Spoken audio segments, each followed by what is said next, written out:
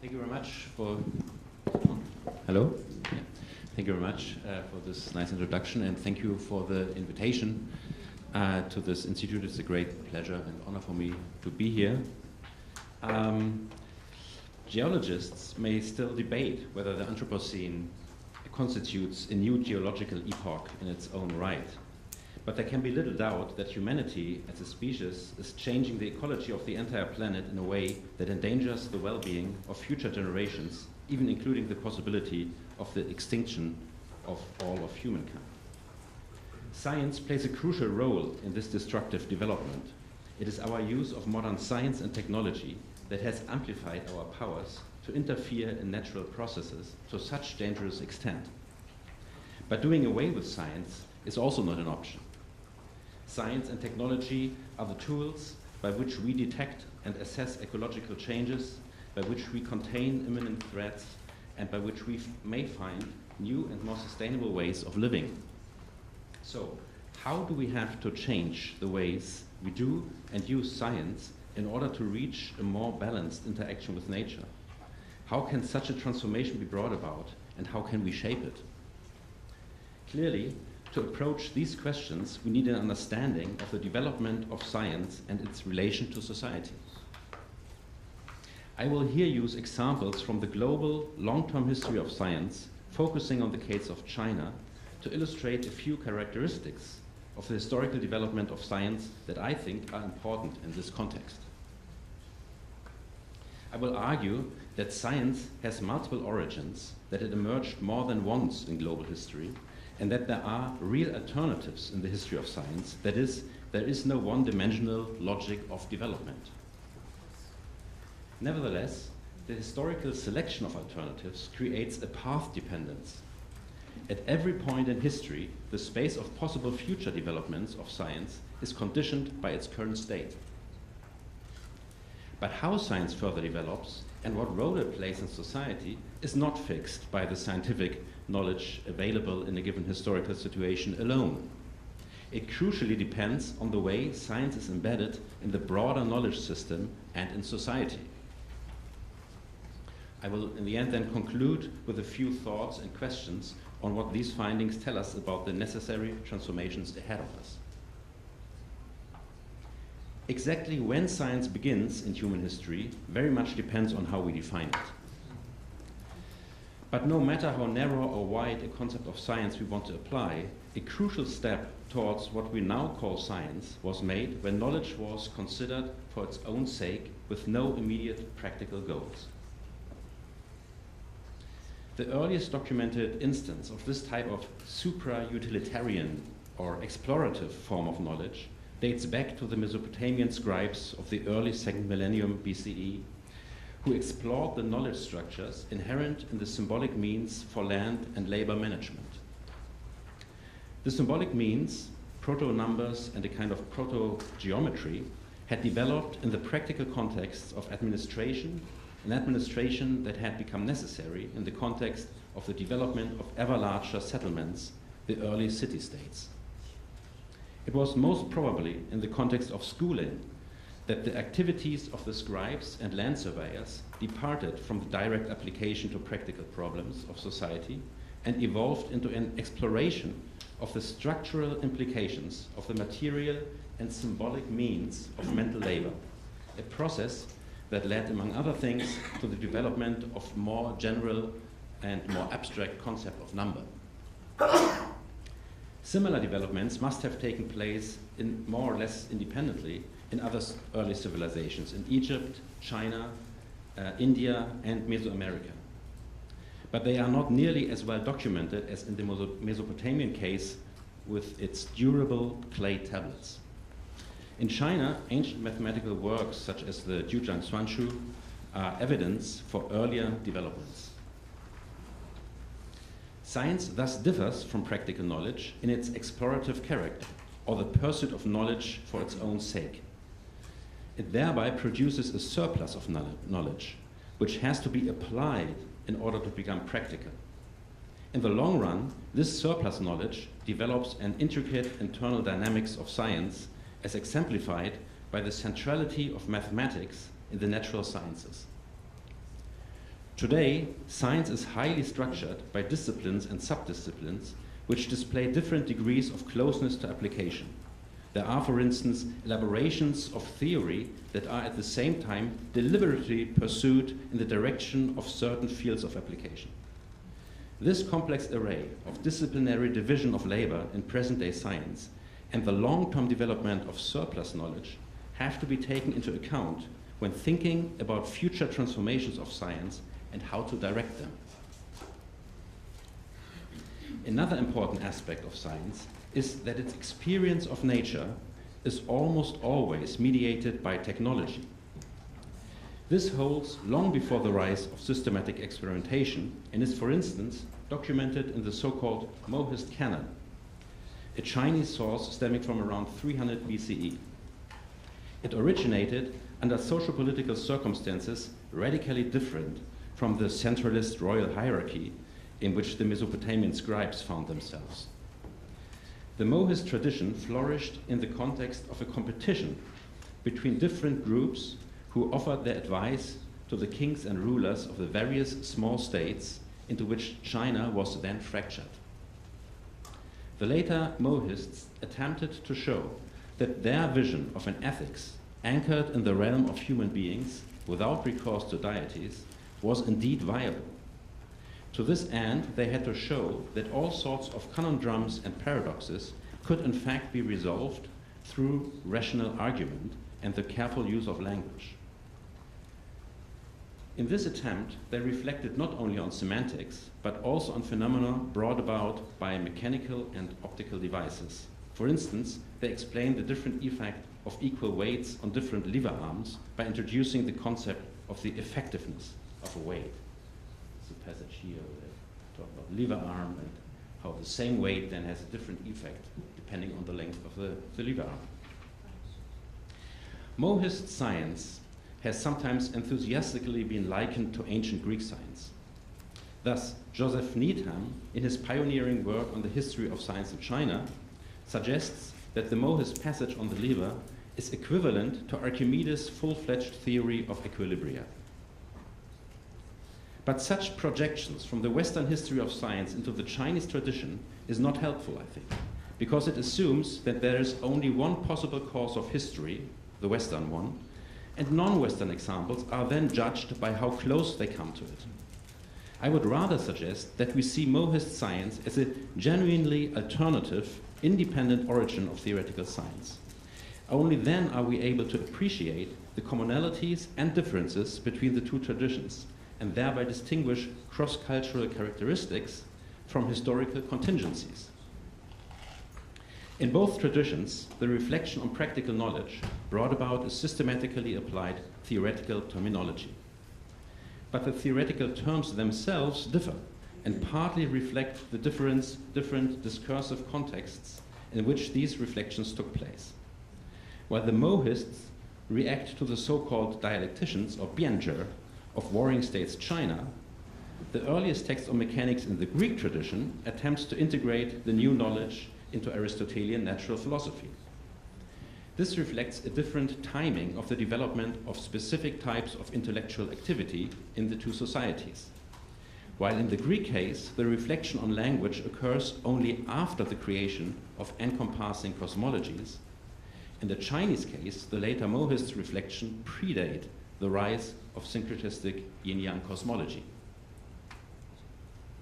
The existence of the later Mohist tradition within Chinese intellectual history corroborates another point of importance, I think, in the context of our discussion here.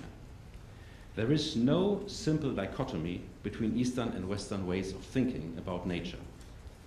There's the widespread idea in Western literature on China that the Chinese conceived of the human individual, society, and nature as an unseparated oneness, while only Europeans had a concept of nature. This often goes along with the idea that East and West were operating on wholly different models or modes of thinking about the world. Chinese thinking being the correlative type as exemplified by the yin-yang and five agents scheme, while European thinking was analytical and causal. Such generalizations do not hold up to historical scrutiny. If one wishes to distinguish correlative from causal thinking about nature, one can find instances of both in both cultural realms. The Mohist canon clearly falls in the latter category. The concrete socio-historical context of thinking appears to be more decisive in this respect than any alleged predefined characteristics of a given culture. Although science was to a large extent a reflection on the material means of production, it did not contribute to the material production in any significant way. This may explain its marginal and often precarious status throughout antiquity. The Mohists probably ceased to be a vital tradition of thought already around the time the Qin Unified China in the 3rd century BCE. Ancient Greek science, although much more widespread as a cultural practice in Hellenistic times, did not survive late antiquity, and much of the Greek heritage was only preserved through its transmission in the Arabic Middle Ages. The situation of science with respect to material production had not changed in any fundamental way in early modern Europe. Besides a few exceptions, it was not before the 19th century that the surplus knowledge of science became relevant and eventually indispensable for material production. In order to explain the rise and continuation of early modern European science, we then have to invoke its political ideological function in the social struggle of the time. Science, in revolutionizing natural philosophy, was instrumental in constructing and compassing counter worldviews to the traditional feudal ones. It thus came with the promise of enlightenment. At the same time, through its origins in practical mathematics, it featured closeness to technology and material production, which applied the promise to improve them. In other words, it promised empowerment. The role of the social-political function of early modern science, or the role it played in early modern science in its emergence and early development, becomes even more evident when we compare the European case with the alternative development in China. Precisely at the time when Europe was experiencing the expansion of knowledge that later became to be known the scientific revolution, technical and scientific knowledge was transferred to China on a large scale. Prompted by the interest of the Chinese elites in European knowledge, Jesuit missionaries mounted a large-scale campaign to systematically bring European knowledge to China. Thousands of books were shipped to China, astronomical instruments were built, cannons were cast, and Jesuit experts were appointed to work on the calendar and survey the land. Jesuit and Chinese scholars cooperated on countless translation projects to make the foundations of European science and its latest finding accessible to readers in China, from Euclid's Elements to Galileo's telescopic discoveries. And even fields that had fallen into oblivion since the Mohists and were no longer prevalent in the Chinese knowledge tradition, such as theoretical mechanics, became part of this campaign. The Yuanqi Qi the book of illustrations and explanations of the wonderful machines of the Far West that we see here, appeared in 1627 and presents the Chinese readers with the latest theorems of contemporary European mechanics. Now, if we assumed that it is knowledge alone that produces a scientific revolution, we should expect to have seen a similar development in China during the 17th and 18th centuries. But instead, the Chinese knowledge system remained largely stable. Ultimately, it was the Chinese knowledge institutions, such as the Bureau of Astronomy at the Imperial Court and the imperial examination system, that shaped the fate of the new knowledge. The elements of Western knowledge that could be assimilated to the Chinese system were incorporated, while other elements, such as theoretical mechanics, remained on the margins. Unlike in Europe, new practical knowledge did not come into conflict with traditional worldviews in China. The question concerning the true world system, for instance, whether helio or geocentric, which was so contentious in Europe from both a religious and a political perspective, failed to spark an equivalent conflict in China. The Chinese system of knowledge in the 17th century and its societal embedding were so stable that they even survived the decline and fall of the Ming dynasty in 1644 and its replacement with the Qing dynasty, a Manchurian foreign rule. The embedding of scientific knowledge in a broad system of knowledge, and in turn the embedding of this system in society, seemed to have had at least an equally significant impact on the development of knowledge as the knowledge itself. The situation had radically changed by the end of the 19th century. The stable knowledge system of modern science, with its solid embedding in industrialized societies, collided with the collapsing system of the Chinese elites, whose inferiority had, in their own eyes, been proven by the military defeats at the hands of Japan and the West. China entered an intricate process of adaptation of modern science from its early perception by certain groups of intellectuals, again as a promise of enlightenment and empowerment, to its full and systematic implementation through institutions of education, research, and development. Today, China has become integrated in a global culture of science and technology, leading in many fields, such as that of supercomputers, as you see here. Modern industrialized China therefore provides evidence for a path dependence in the global development of science and technology. Once the alliance of techno-science and industrialized production has come into being in some region of the world, it seems, it tends to spread globally and to displace other forms of material reproduction of society. And it seems to do so regardless of religious or philosophical traditions and over a variety of political systems. Now, turning back to our initial questions of how to confront the challenges of the Anthropocene, we then see that the structural exploitation of nature cannot be overcome by returning to local pre-modern societies.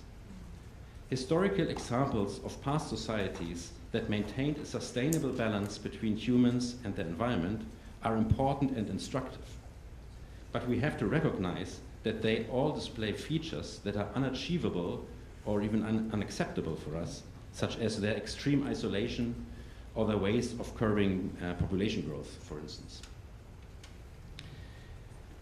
But if we cannot voluntarily invent a different society, it is also not the case that society can do nothing but follow blindly a self-perpetuating techno-scientific development. Such technocratic idea of progress relies on the supposition that there is a predetermined path of techno-scientific development. And I have here tried to argue that there is no such predetermination and that there are alternatives in the development of science. In fact, looking more closely at the development of science and technology in 20th century China, it is full of deliberate decisions, from the development of nuclear weapons to the promotion of private transport and the car industry, and now to the electrification of private transport. The possibility, if limited, to direct science raises the question of whose science it is. To whom is it available? Who decides about its direction? And who has access to its results? This is a problem of democracy within single societies, and also a problem of democracy on a global scale. Does science serve local communities in their struggle for empowerment and for preserving local ecologies? Or does it serve the special interest of large transnational corporations with their inbuilt zeal for the maximization of profits? These questions show that the existence of alternatives in the development of science are closely related to the need of democratic control from the local to the global level. This is a direct consequence of the ways in which the development of science is dependent on its social embedding. But this is not merely a problem of politics or of science policy. It is also a problem of science itself. Science is not just a tool that can be applied this or that way. It has a deep structure that has a dynamics of its own, as I try to argue by highlighting the role of the surplus knowledge in the development of science. There is a complex web of interconnections of all parts of science, from the so-called pure fundamental science to its application and technical realizations. In order to take responsibility for its own development, science has to reflect the social and ecological consequences of its results. It has to extend its rationality to include its own interaction with society and nature. It has to take the limitedness of the planetary ecology into account. It has to take reproductive cycles into account and to think of humans as taking part in them. In certain fields, such as ecology and climate research, this is already happening. And it is the only way science can ultimately avoid betraying its promise of enlightenment and empowerment that motivated its promotion both in early modern Europe and in early 20th century China. Now, reflection on human actions and cultural practices is traditionally a task for the humanities and the social sciences. So just as the Anthropocene dramatically highlights the close entanglement of culture and nature, it also brings to the fore the necessity of combining the humanities and the sciences. We need knowledge of the planetary ecological system, a complex biophysical system of which human global society and its accelerated growth are an integral part, a joint task for science, social sciences, and humanities. We need knowledge of how transformations work, how innovations can be directed and then spread in society. Again, a joint task for science and humanities. I have here tried to argue for the role of the history of science in this. And we need orientation knowledge. We need to know where our journey goes, what our values are, and what kind of society we strive for. And even to this latter domain, traditionally related to religion and clearly a topic for the humanities, science provides important contributions, I would argue. The knowledge of our place in the material universe, the historization of nature, the evolution of humans as part of that history, including the evolution of their sociality and cognitive capacities, are examples of the surplus knowledge of science to be applied in this context. In all three cases, system, transformation, and orientation knowledge, we need the cooperation of science and humanities, and sometimes maybe even mergers between them. The development of these types of knowledge cannot be done in any ad hoc manner. We need institutions to develop them, and we need the participation of society at large in this process. This institute, as far as I understand, is one of the rare places where such interactions take place and such new knowledge is developed. And this workshop is part of this endeavor. And this is why I'm particularly grateful to be invited here and look forward to the course of our workshop. Thank you very much.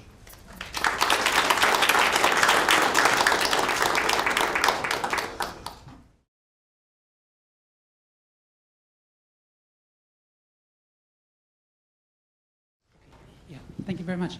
Yeah, it's so nice to see all of you here. Yeah, I'm a human environmental geographer, and I'm interested in particular in different forms of environmental knowledge, especially as they are found in agricultural contexts and material culture.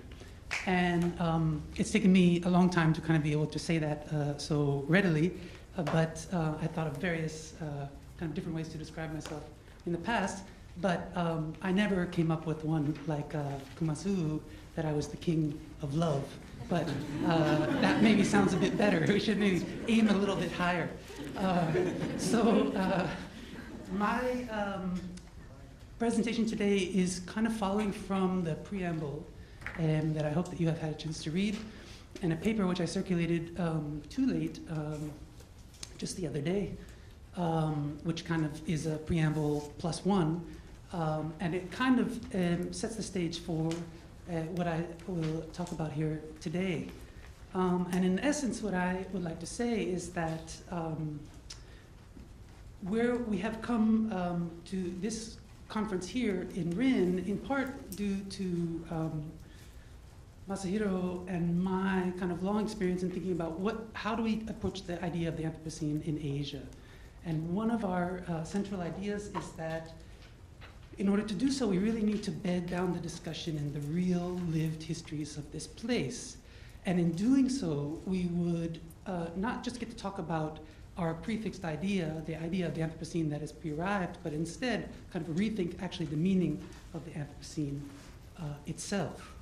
And so that's in a sense where I'm pointing here, but the key idea is that amidst all of these long-standing forms of environmental knowledge, if we're really open to the different forms that environmental knowledge takes, that there's a very important aesthetic dimension to that knowledge.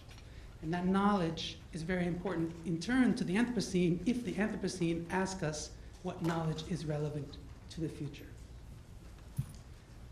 Before I go in, I'd like to just acknowledge two RIHN projects in which I have been really fortunate to work. One of them was this one, the Small Scale Economies Project of Professor Habu, an archaeologist and anthropologist at UC Berkeley. She's returned to the department there. But this project was a lot of environmental archaeology, archaeobotany, human ecology, and anthropology, looking at how long-term perspectives can be brought into contemporary sustainability concerns, especially around the idea of sustainable agriculture. And the Feast project of Stephen McGreevy and many others who are here in the room today. And this project really is looking at the, as they say, the life worlds that surround contemporary sustainable, our understanding of contemporary sustainable food consumption and production.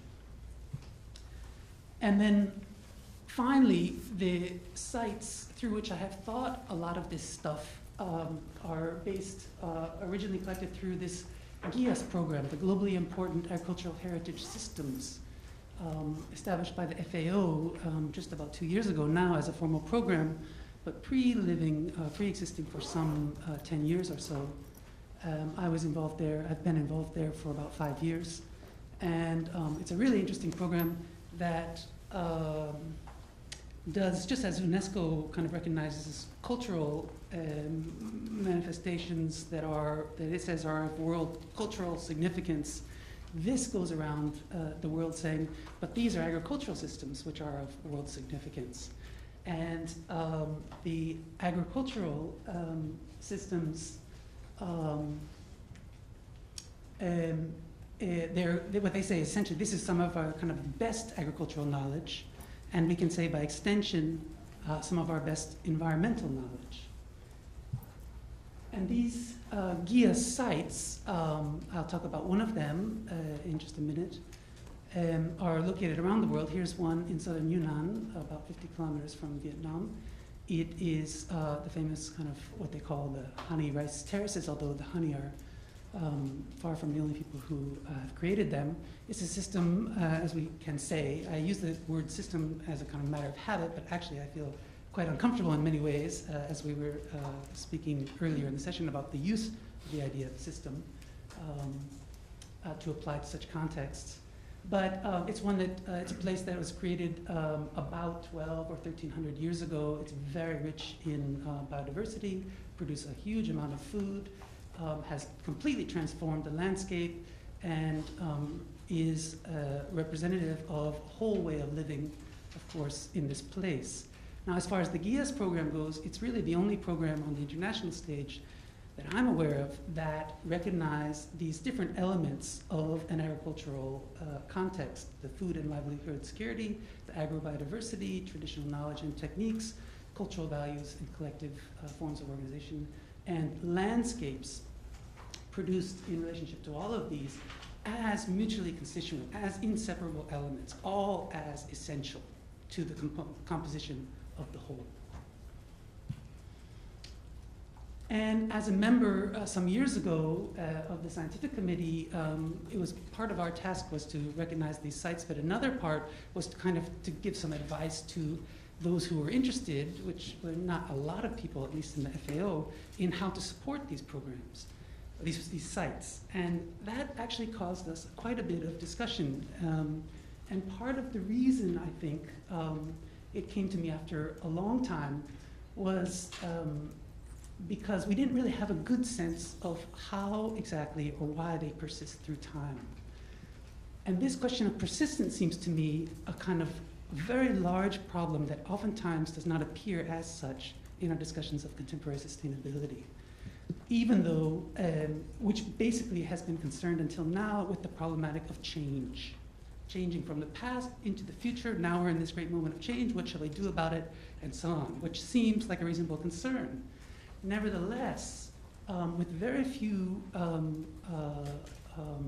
exceptions, and I've come to learn through time that archaeology is definitely one of them, few scholars have really been interested in the dynamics that explain long-term persistence through time. That is, the evolution, the coevolution, the coherence of context, human ecological context through time. Even though now this idea of persistence becomes really, it's an implicit and yet at the same time not really fully acknowledged component of the questions of resilience. Resilience is a question of how you keep on, a kind of basic system coherence through time. And yet we don't really have many clues about what are the type of relationships which do create coherence through time. And so even though in the question of resilience, we tend to look these days for all different kind of quantitative indicators, the best that we can do, I think that when we're looking at situations like this and you think about persistence, you enter into ontological and epistemological dimensions of local landscape values. And these remain for most of science, for most of social science, and even for most of the humanities as kind of remote and otherworldly and alien territories. So I think we got a little sense of that in the previous presentation when, if you look at the animistic explanation of how to explain or how to rationalize or to describe your behavior in environments, it ends up in this level of cultural belief, which can too easily appear to be a purely cultural phenomenon and have no real relationship to the biophysical realities of the place. Now, some of this, my ideas in the GEOS program kind of floundered for some time until, thankfully, and actually originally thanks to the AKW's Anthropocene curriculum in Berlin, which I came into contact with Jürgen Renn and colleagues at the Max Planck Institute for the History of Science, and began to read some of their work, looking at knowledge as an evolutionary phenomenon, a co-evolutionary phenomenon. And I began to see right away that instead of thinking about these agricultural systems as agricultural, as physical systems, instead we should think about them as kind of knowledge flows, and that the continuity of agroecological contexts or complexes has to do with the continuing sensibility of knowledge through time. And the sensibility here, I mean in the sense that knowledge of a society is perceptible to individuals as they live their lives, but that it's also sensible in the sense that it continues to be relevant to them as they confront changing circumstances. So in this sense, knowledge, as I say, can be considered a co-evolutionary phenomenon. There's lots more to say about that, but I won't at the moment. But another central insight from this literature is that knowledge is not only a mental phenomenon, but also can take material form. And it does so, of course, in the case of institutions, when they make rules which structure landscapes and behaviors and things like this, but also in the sense of material itself, all around. Now, this changed my perspective quite a bit from looking at agricultural contexts as kind of composed of different things, composed of different elements, agricultural, non-agricultural, gender, youth, and all these type of different categories that we tend to, especially in the FAO and the UN speak, want to throw on the landscape, instead as being kind of continuous expressions, in a sense. So, interestingly, continuous expressions, things between the material and the immaterial in particular. That follows interestingly, and here I really kind of almost conclude my little theoretical introduction, some studies or some trajectories in material culture studies, which is a kind of a big and very interesting body of literature which goes in many different directions, but in particular with some of the people that are found there, you begin to look at objects not as kind of fixed things, but instead in relationships to currents of activities, and especially interestingly in terms of their origins or their genesis. And in this sense, we point to what I think is a kind of a future in this field, and that is to look really more directly at the environmental significance of material culture, to look at material phenomena as instantiations of place-based knowledge involved in the places, in the making of places. And there we can begin to see things not as things so much, but in a sense as a kind of media, as a medium through which qualities of special concern are conveyed through time. So material culture then can be understood to have a kind of structural character rather than just being a product of things, but actually involved in the creation of the future worlds. And that comes out in particular in this bottom sentence here, in which the material culture itself becomes a crucial factor in the evolution of institutions and knowledge. And I would recommend, sorry, that's just tiny text there, but anyway, you can find the reference not so easily. So I'd like to give two quick examples. One that kind of moves from the landscape down to the object, and one that moves from the object to the landscape. And so here we return to Wakayama, the key peninsula that Eiko was just talking about. Here we are on the kind of coastal slopes looking down to the Pacific Ocean over what is recognized as a GIA site about 2 years ago. And what you see here under these kind of blue tarps, the blue tarps are underneath the plum orchard, and the tarps are put down there to aid in the harvest of the plums. This landscape is extremely steep and exposed to some of the most serious weather in Japan. It has apparently the highest single-day rainfalls in all of Japan, and Japan receives quite a lot of rain per year. And it receives oftentimes the brunt of the typhoons and other events. And in a landscape like this, which is extremely steep and the soil's pretty poor, very difficult to make a productive agriculture, and yet the people here have figured out a very kind of ingenious system to keep this landscape to be able to extract high-value products, a number of them, from the landscape without drawing down the local ecological integrity which keep this place intact. So here you see a kind of a snippet of that. In kind of conceptual form, this is the basic outline of the place. If we start at the top of the slopes, there is a coppiced forest, which is a forest which is repeatedly cut without, so that timber can be harvested without killing off the root system below. That is at the back, in the back country and on the upper slopes. And creating a mosaic, this kind of coppicing, which happens on a multi-year schedule, creates a kind of mosaic landscape with lots of different flowering and fruiting plants, which are important habitat for pollinators, which pollinate in particular the plum and the mikan, the little orange, which some of you might have enjoyed this morning, that also come from this area. And the plum in particular have a good, also a good root system that allow it to grow there very well in these difficult soils. In keeping the root and the soil surface intact, essentially you provide all of these watershed protection services, which are in particular of benefit to the agriculture downstream, so that you can get in a very challenging environment a regularly producing and very hardworking landscape, while also essentially providing additional agricultural benefits to the multi-crop cultivation which occur downstream. In order to keep moving, here I just show you a few pictures. Here we're looking at an orchard in the front. This is actually an abandoned orchard there, but it allows you to see how closely the orchards abut the forest. At the edge of this zone, if this were an orchard, you would see lots of bee houses like this, where people specialize in keeping bees. Here are the plums. These are the umeboshi, the famous part of Japanese cuisine, of course. This is really the center of Japanese ume production, although there are a few others that are large, but this is the largest, and these are considered to be some of the finest. Some of those you'll see selling in the Kyoto stores, perhaps for 100, 200, 300 yen per piece.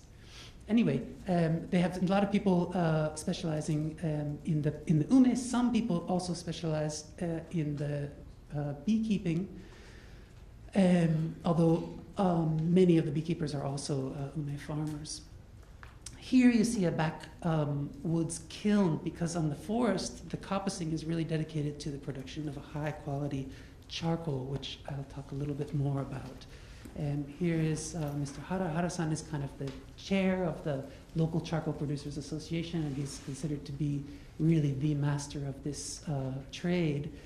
Here are some of the harvested lengths of sawtooth oak, which is an extremely dense and slow-growing wood that he harvests on a schedule of about every 15 years across the landscape. Here is the kiln, and after 10 days or so of firing, he pull out the glowing charcoals. He uses this special technique to produce what they call a kind of white charcoal, which is ironic because it's black entirely, but it's white in the sense that he rakes it over into this, into that corner on the side of the kiln, and then covers it in ash, lets it cool a bit before before he's able to manipulate it again, and then it gets a kind of a white dusting on it. Because of the action of all of these individuals, and in particular because of their concern for pollination, there are very few pesticides and herbicides applied to these orchards, although there are some.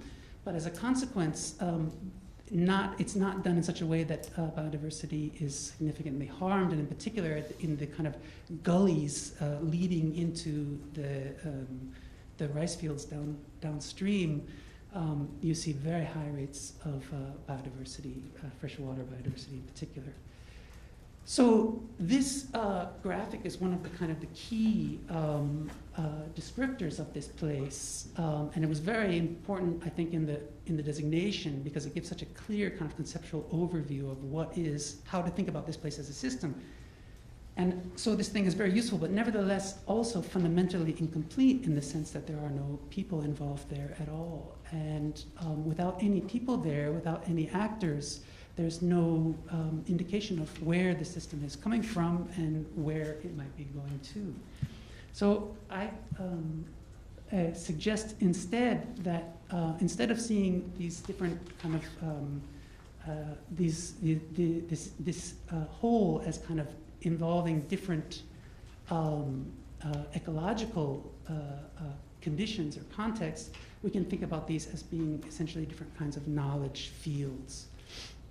And if we look at the knowledge fields, we see that they are overlapping in space, in practice and in space, in the sense that people tend to have more than one role within the landscape, but also in the sense that the knowledge, the quality of the knowledge of any one of these domains, for example, the forest in here, the forest and charcoal, we could say has kind of different characteristics. Some of it would be considered what we think about as being really expressly ecological.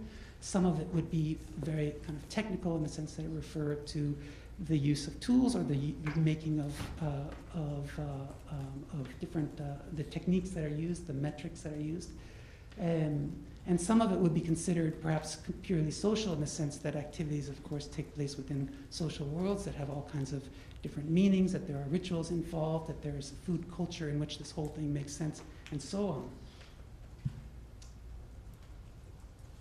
And so here is an attempt that I made with an illustrator to kind of put the actor there in the front and in the middle of all of this, and to think across these different aspects of the activities here, some of which occur right there on the mountainside, some of which occur around the kiln, and others which are just as important to the maintenance of the whole, which occur offsite in other places. So what we see here, is that there are really different forms of knowledge at play in different areas.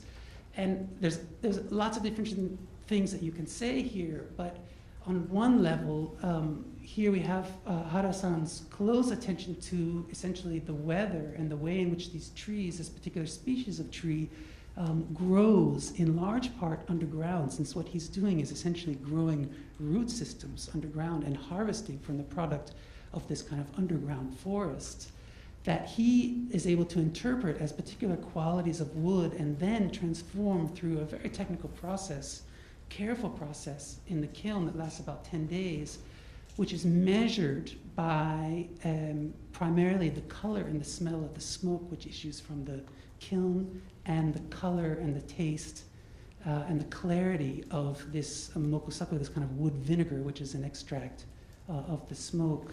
But very interestingly, in this case, the whole quality of his charcoal is ultimately proven here in the level of cuisine, because the charcoal is basically the thing which is used to fire the coals of the very high quality grillers of fresh vegetables and meats. And so he, as a protagonist in this landscape, has to always think forward and backward from the landscape to the final product. But the important pull factor in his activity through time actually occurs here in the sense of taste of people. So here's a little kind of graphic, and you get it across the different domains, the different sites of knowledge. And I see I'm running completely out of time. I've got 2 minutes to talk about baskets, which is just terrible. Baskets, this is, I'm just going to have to zip through here. But if I can do any justice, I cannot. I'm just going to skip all of this. It's really a shame. If I just kind of say the key thing, here we have an example from 7,000 years BP, some of the best archaeological evidence in Japan of baskets. There were about 750 baskets found in this one single site. And what you get here is that the basket patterns that existed 7,500 years ago are still about 5, these are 5, only 5, of several others also found at the site, but of a total of about 12 major techniques that are still used today for basket weaving. So 7,000 years ago, you have already evidence of not just the development, but really the refinement of a technique for making tools, because baskets are essential tools for living in landscapes like this one and like California and like many others, in which people depended essentially upon gathering forest and sea resources. They're just the indispensable technology that enabled life in these places for a long time, thousands and thousands and thousands of years. And at 7,000 years ago, you've got this really nice evidence of the weave, which essentially has not been improved upon in the following 7,000 years. Here's another really nice example, and I indulge myself for a second here. This basket was particularly interesting to me because it was featured in this exhibit, a kind of really magisterial exhibition of Jomon archaeology that just concluded recently. And one of the highlights of the exhibition was this basket, the only non-ceramic object to be included as a highlight in that exhibit. And I thought that was really fascinating because I had just found about a week before this basket. And this basket, this basket is not ancient, but it certainly has some age, and it's just remarkable at the similarities in terms of material and weave and the basic ideas.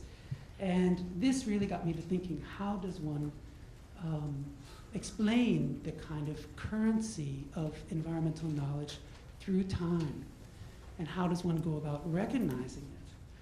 And that has put me in, recently I had a chance to spend some time at UC Berkeley archaeology, and the archaeologists, it took me a long time to realize, are the real experts in material culture.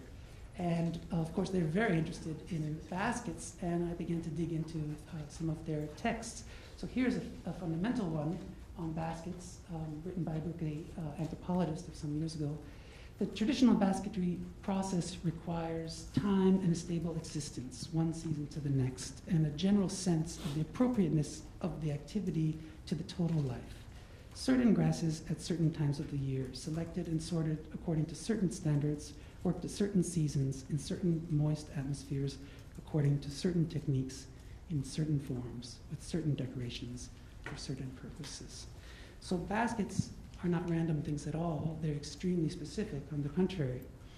And baskets are also, if we think about their construction, and here I am kind of trying to illustrate that with the same artist we were obviously just in our first discussions, but you'll see where we're going in a way.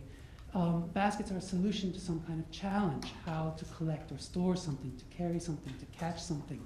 And if we think about them in terms of their genesis, they are produced, the form and the weave are determined at once by the material of which it's made, its tolerance for twisting and bending and knotting and things like this, and at the same time by the thing which it will contain. So a basket that is made with both of these considerations in mind has its own form, its weave, its patterns, its structure, its look, its associations, and all of these will be inseparable from the time and place and material of which it's made. I'm almost done.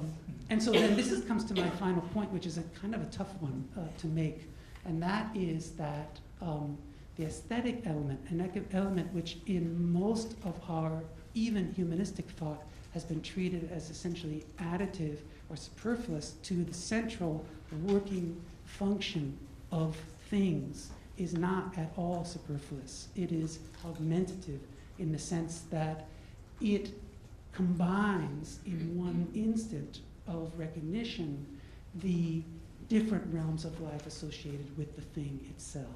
So its ability to link up different realms of life, the seasons, the place, the practices, the flavors, the social experience, the passing time, and also that thing of living in the midst of all of the world, the nature around, the environment around. And that actually, when it comes down to it, the aesthetic potency of objects is in the effectiveness with which it does that, the quickness with which an object is able to do that. And so the aesthetic impact and the sense of significance and sense of beauty has to do with things essentially conveying to you how to live here. And that's why when you get to California basketry and others, you oftentimes come to statements like this: in order to appreciate basket making, you must make the transition from materialism to spiritualism. So a statement like that, which usually stumps us or puts us into this cultural realm, seems somehow dissociated from the serious concerns of the day, cannot be actually accomplished. And I think I conclude right there. Yeah, thank you very much.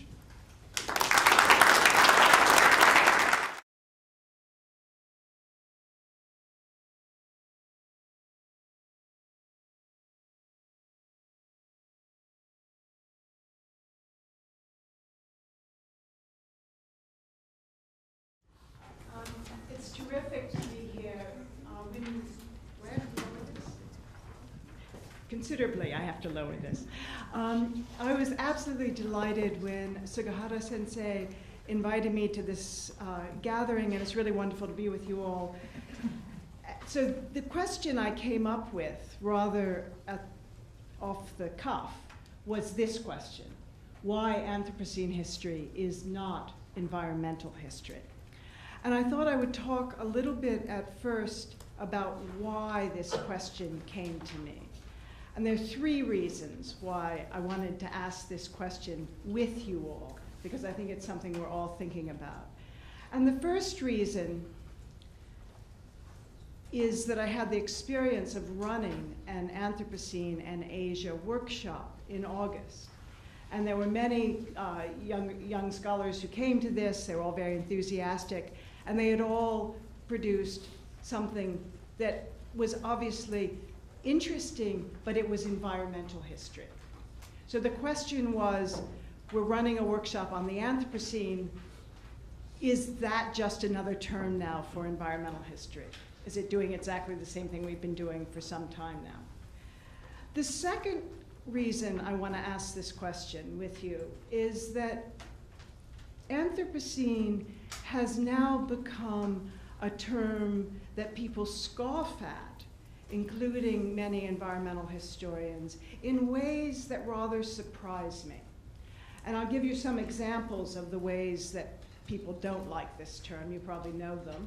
One is to say, well, the scientists are trying to blame everybody. And when you talk to scientists, they will say, that's not our job. We don't make that kind of, we don't blame, we don't judge. That's not the purpose of using this term.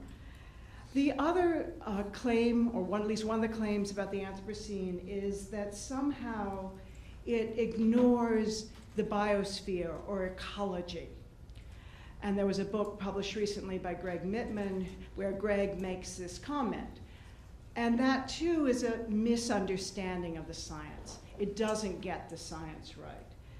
And the third reason I'm so interested in getting the science right is that my earlier work was on evolution, an evolutionary theory in political discourse. And of course, we all know the terrible things that came out of that.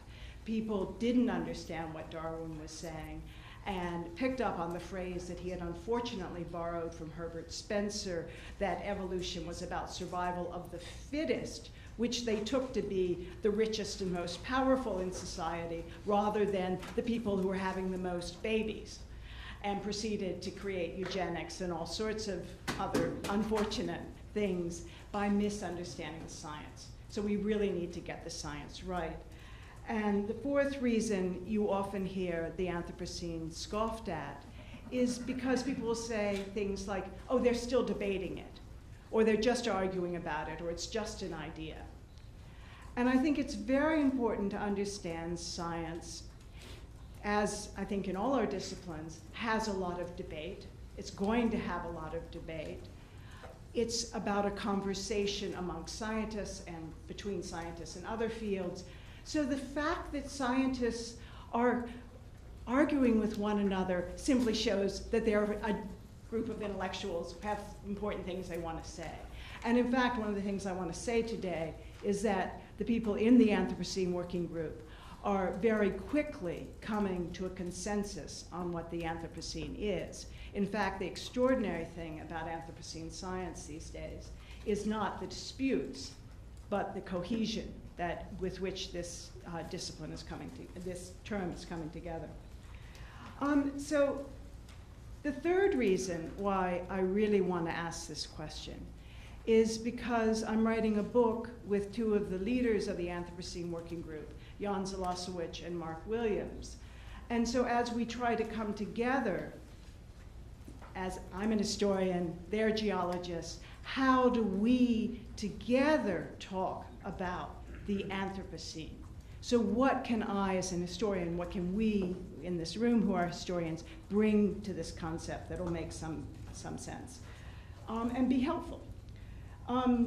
So the thing I want to say today is that Anthropocene history is really not environmental history, which doesn't mean that it's better than or has to be in competition with environmental history, but simply that it is different and that we need to understand it as a different analytic. And I think this is true as well of climate history. So Anthropocene history is not environmental history. Anthropocene history is not climate history. And I want to point out these differences by looking at 5 different elements. The Anthropocene is truly something new under the sun. We've always lived in the environment. There's always been a climate on this planet of some sort. But the Anthropocene is suggesting that there is something, a planetary systematic shift that happened in the middle of the 20th century. It's different in terms of scale. It's different in terms of the type of science it engages. And those people who are interested in Anthropocene history are focusing in new ways on economics and on human agency. So I'm going to look at each of these 5 things quickly and try to finish within the 25 minutes that we're given. So one of the interesting things that happened is this coincidence in the year 2000. As most of you know, Paul Cruikshank very famously, in a meeting in Mexico City, of Earth system scientists blurted out this term Anthropocene and said, oh my gosh, we're living no longer in the Holocene, but we're living in the Anthropocene. And so, boom, this term comes out, and he publishes a very short one-page paper on this with Stromer. Well, the same year, there was this book called Something New Under the Sun, published by the historian John Mcneil. Now, it was considerably longer than that one-page article by Cruikshank. It was over 400 pages. But what is so interesting about what John Mcneil did was that he laid out for us the kinds of questions that historians can now ask about this concept of the Anthropocene before the word Anthropocene was even invented. And what this book demonstrates is that historians need to think in the very longue durée, because John goes back to the beginnings of the planet and talks about the lithosphere and the atmosphere and all these other things. And then he talks about the last 500 years, and he talks about the coalescence of all sorts of contingencies and oddness that come together, not fortuitously, that come together to produce this moment in the 20th century of the great acceleration. And these different things involve new economic systems, new industrial systems, the kinds of relationships that our bodies have with pathogens. In the 18th century, we achieved some sort of accommodation with many of the pathogens that were killing us off. And he goes on and on and on through these many, many different causes. And so, unlike Cruikshank, who is saying it's a steam engine, Mcneil is giving us a really complicated picture of the emergence of the Anthropocene in the 20th century. What is so interesting about the mid-20th century origin that Mcneil puts his finger on is that Cruikshank, as you all know, was still talking about late 18th century. What happened, though, when the Anthropocene Working Group formed and they began talking about the different scales of change to the planetary system, they eventually voted for that mid-20th century date. So I just want to say historians are really, really good at this. If they think like John Mcneil, they can do an awfully good job. So I want to turn now to the second difference between Anthropocene history and environmental history, and that's the scales that they try to work on. John Mcneil's book, of course, talked in great long scales, but Anthropocene as a scientific concept is also dealing with really extraordinary scales. And of course, the central science here really is geostratigraphy. These are paleogeologists who are making this determination as to whether we are in the Anthropocene or not. And they are bureaucratic in unbelievable ways. So when they decided to form the Anthropocene Working Group, that took, what, 7 or 8 years. And as you all know, in 2016, they had a vote, a very preliminary vote, on whether we had moved from the Holocene, the most recent epoch, to the Anthropocene epoch. And that vote in 2016 is a really interesting vote because of the coherence and the consensus that was reached at that meeting. Now, this is a preliminary vote. They're planning to have another one in 2020, which will then, if people agree, begin to make a formal proposal to the next level of the bureaucracy. And then if it gets through that, there's the next level of bureaucracy. And then there's finally the International Commission on Stratigraphy. And if they decide that the Holocene is, in fact, the right way of describing the changes in our planet, that we have actually entered a new epoch, a new planetary system, then it'll be officialized. But what is interesting here, as you can see, is that most of these scientists. They're predominantly geologists, but this Anthropocene working group has 2 historians on it. It has a legal scholar. It has a number of other kinds of scientists on it. So they've really tried to reach out. This is if this epic is officialized, it'll be formed interdisciplinarily. And that's a very exciting and novel thing for this group to do, for geologists to do. And so as you can see here, they're saying yes, it's stratigraphically significant, and it's at the level of an epoch, and the mid-20th century date is also widely agreed on, and the primary marker then is plutonium fallout. The reason that that becomes the primary marker is, of course, because the radioactivity can be traced around the globe. That's what a GSSP is supposed to find. What's interesting here, and again to make the distinction between Anthropocene history and things like climate change or climate history, is that carbon concentration is really not a significant marker for the geologists. It doesn't create the same sort of marker in the Earth's crust, although some of them are impressed by that. But so they're also impressed by plastic. And of course, some of you know the chicken bones, and there are a lot of other things that they could mark it by. But it seems most likely to be this plutonium fallout. So that's where things stand in that science. Although, of course, as you will know, there's other kinds of Earth system science which are also suggesting the magnitude of this change. But what's interesting here, too, if we pay attention to where the real danger signs are, it's nitrogen and phosphorus, not climate change, and that are the most dramatic overshoot of the planetary boundaries, and now biosphere integrity. So it's these dimensions that we need to understand, as well as greenhouse gas emissions. Another way of looking at this is, of course, the Great Acceleration. And here we get one of the primary drivers of the Anthropocene, which is population. The fact that the human population has grown so dramatically since about the mid-20th century.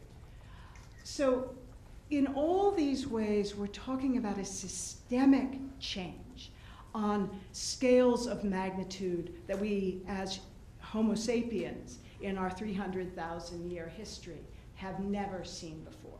And I think that's one of the central differences between Anthropocene history and environmental history. It has to gesture in some way to this scales of time and space. And that doesn't mean that you always have to do world history. As Daniel was saying, and as several of you have said in your papers, we need to look locally, we need to look at the human past in different areas, in different places. But for it to be framed as Anthropocene history, it has to gesture towards that mid-20th century rupture in the Earth system. You can certainly ask questions about the environment that don't have to refer to that mid-20th century disruption of the Earth system. And those are certainly marvelous questions to ask. Alfred Crosby obviously asked wonderful questions. He gave us a global environmental history, but it wasn't an Anthropocene history, because he wasn't asking the question of when do we get a state shift. So this is, again, to say, it's not that environmental history doesn't have a place, or that climate history doesn't have a place, but that it is a different analytic from Anthropocene history. So what this essentially means is that we're dealing with different types of science. Environmental history responded to the notion of the environment, which is a new term that emerges in the 1940s, which pulls together a number of sciences to begin to think about ecology and how much, particularly, people can harvest from the forests and from the seas and still retain the vibrancy of that ecological system. And so environmental history, naturally refers to the environment. Anthropocene history has to grapple with this notion of Earth system science. And that doesn't emerge until the 1980s and 1990s. It's actually a much more recent way of conceiving of the planet as an integral system where all these different facets are operating with feedback loops to affect one another. And those systems are, of course, the many human systems as well as the biogeophysical systems. Another important aspect of Anthropocene history that environmental historians are not quite so good at is economics. And it's a very interesting thing to think about the history of environmental history. It forms in the early 1970s. It begins to articulate itself in relationship to the anti-pollution movements, to questions about preservation and parks and wilderness and these kinds of questions. And those are really important questions. Again, I'm not saying they're not important questions, but Anthropocene history says, just a minute, you guys who do environmental history, if you look at, for instance, the journal, Environmental History, you don't ask a lot of questions about economics. And yet, what is the human system that has really affected this planet? And certainly, the economic systems, the way we use this planet's resources, are central to this story. And for some reason, the way environmental history was formed, they left it out of that story. And so people like Gareth Austin, who's at Cambridge, and our own Professor Sugihara have put economics at the center of this story of Anthropocene history. And they've pointed out that it's not just as simple as saying capitalocene or capitalism. In fact, there are many forms of growthism, of a dedication to growth, that are not necessarily market capitalism or industrial capitalism or let alone finance capitalism, but a kind of commitment to greater and greater exploitation that is shared by communist countries, by capitalist countries, by almost the entire modern world, with very few exceptions. And that it is in fact one of the reasons why we have such a hard time even imagining ways of living in relationship with the earth differently. And so that going local is so important, and to understand other ways of interacting is often scoffed at as a project because in fact it has been obliterated by these larger systems. And then there is a fifth way in which Anthropocene history is different from environmental history. And that has to do with the problem of human agency. And you all, I'm sure, have read Dipesh Chakrabarty's 4 theses and have seen how the emphasis that he gives to the problem of human agency as we talk about Anthropocene history. And as you know, what he says is that the problem is bringing together the geology, this history of nature, with human history. Because geological history has no moral to it. It has no politics to it. Humanity is not the culmination of our planet's trajectory. Our species will go extinct like any other species. It has no perspective of right and wrong. And yet, for us, for the humanities certainly, the perspectives of right and wrong are our bread and butter. This is how we breathe. What is the right way to live? How do we be just? And the idea of putting these two histories together then for Chakrabarty becomes a problem of recognizing the fact that you cannot tell a coherent story with this intractable tension at the center of it. And he's now currently trying to figure out how to do that, how to create a political history with, that is, takes on the Anthropocene as its framework. Well, that's a very interesting point, of course, and I think we all respect and admire that work. But those of you who would like to defend environmental history will say, yes, but the environmental historians already recognized that nature doesn't have a narrative with easy beginnings, middles, and ends. To make human meaning, we've always had to tell our own stories. And we know this in part because of Bill Cronin's very moving 1992 essay on the Great Plains of America, where he points out that nature doesn't have, in the story of the Dust Bowl, doesn't tell us the moral of that particular engagement between human beings and the Great Plains. That in fact we have to impose our story as a kind of fiction on nature. But Bill Cronin is still an environmental historian because he says even though environmental history is a fiction in relationship to nature,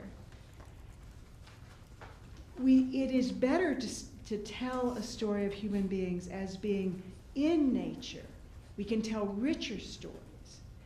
But what Chakrabarty is saying is that an Anthropocene history both has to tell that story of human beings within nature, but also human beings as a natural force.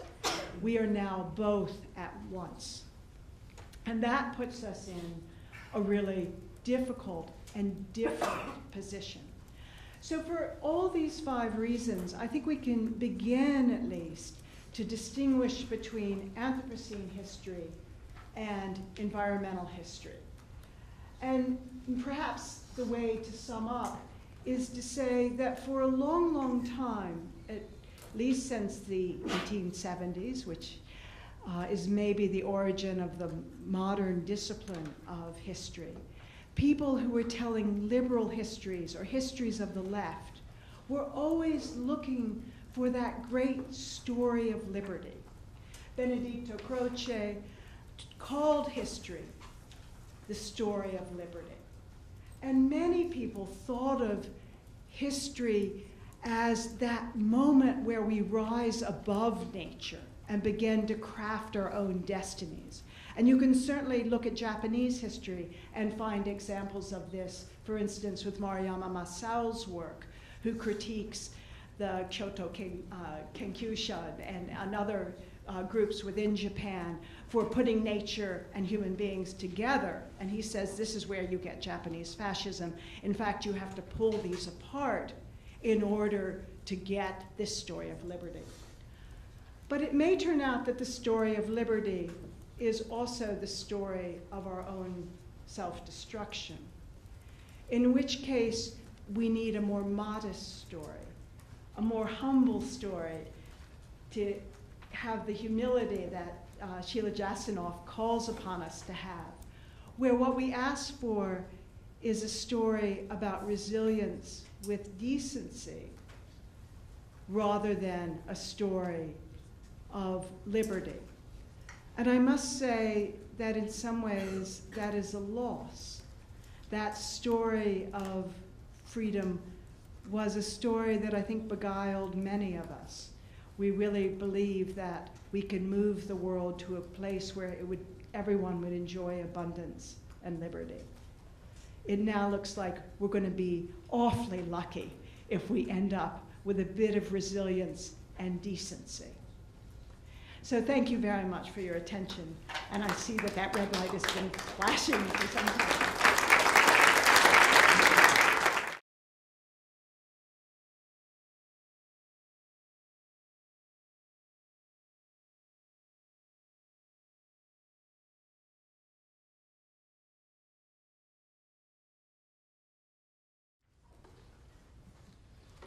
Thank you very much for this kind introduction. I would like to thank the Chikyuken for inviting me to this symposium, Professor Sugihara, and the president of the Chikyuken, and also especially thank Professor Abe, who invited me for a 3-month stay last autumn, in which I could prepare what I'm going to say today, that is about Humanities and agriculture, sustainable agriculture. The general idea is that we have to overcome modernity, and it's more precisely said, the modern classic Western paradigm, MCWP hereafter, in the frame of which we are still thinking about the problems of the Anthropocene today. And then, why should we overcome the MCWP? In a word, because the problem is about the relationship of humanity, humankind, and the Earth, because the MCWP has brought about what I call a deterrestration, that is cutting the link between humankind and the Earth. But Earth in a double meaning of the planet Earth, the biosphere, and also the soil, which, among other uses, is necessary for us to eat and survive through agriculture. So the question is, how can we, and especially from an ontological and logical point of view, how can we retrieve that vital link of humankind and the Earth? I think that the two thinkers who have opened the way to a possible solution to the question are a naturalist, the Baltic German Jakob von Uexküll, and a philosopher, the Japanese Watsuji Tetsuo, in the normal order of names in East Asia, that is patronymic first.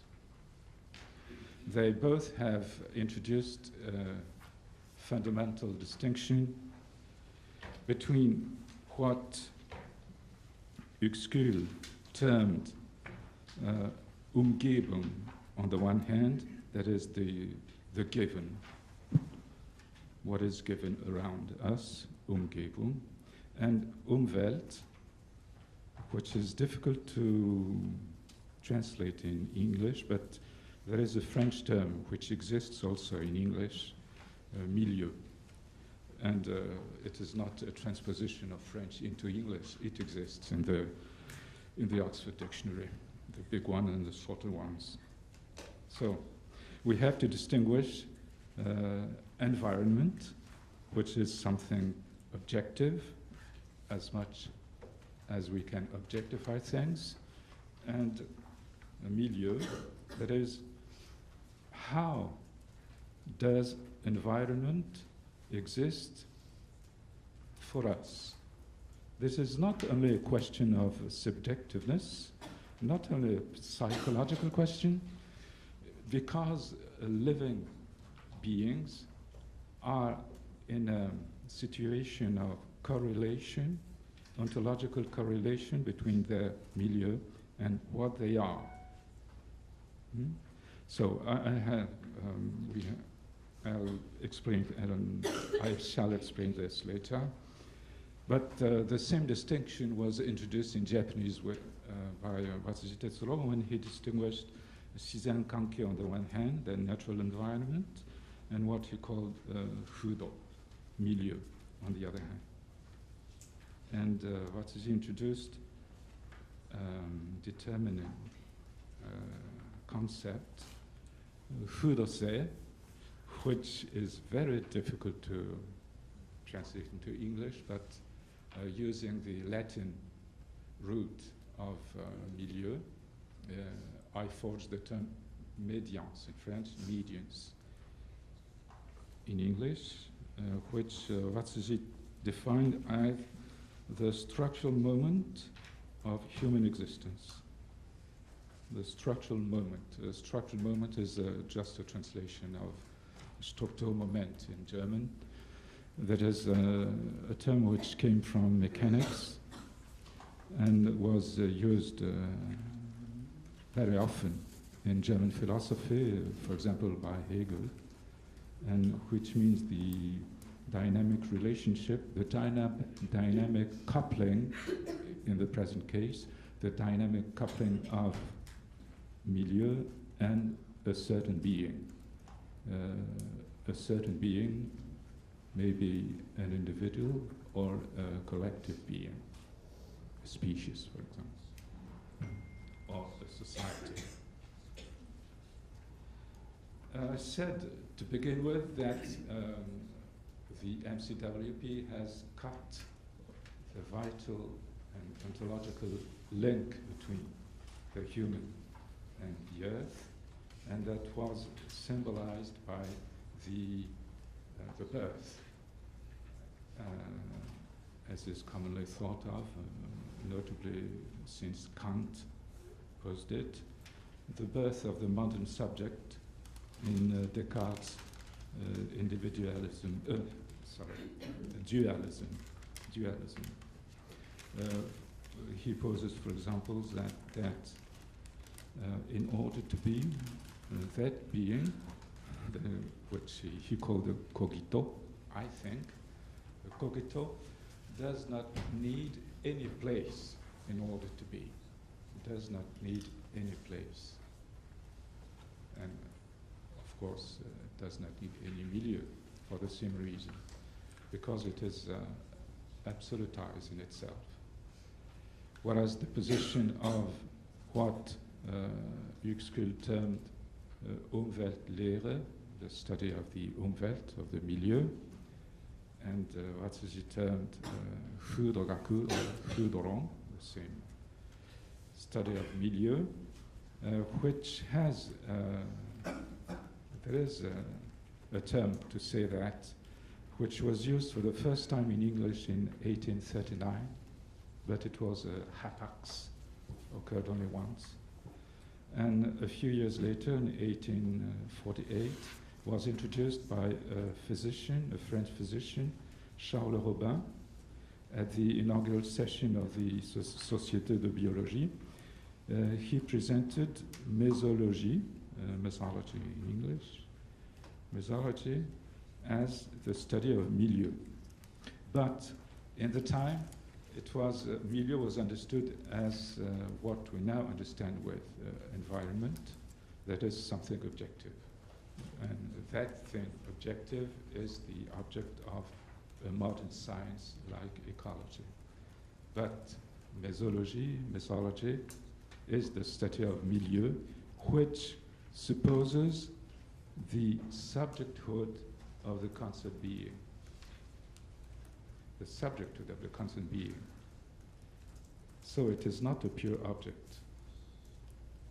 The reality of that thing, not that object, that thing implies the existence of a subjective being, especially the human being, but any other form of life.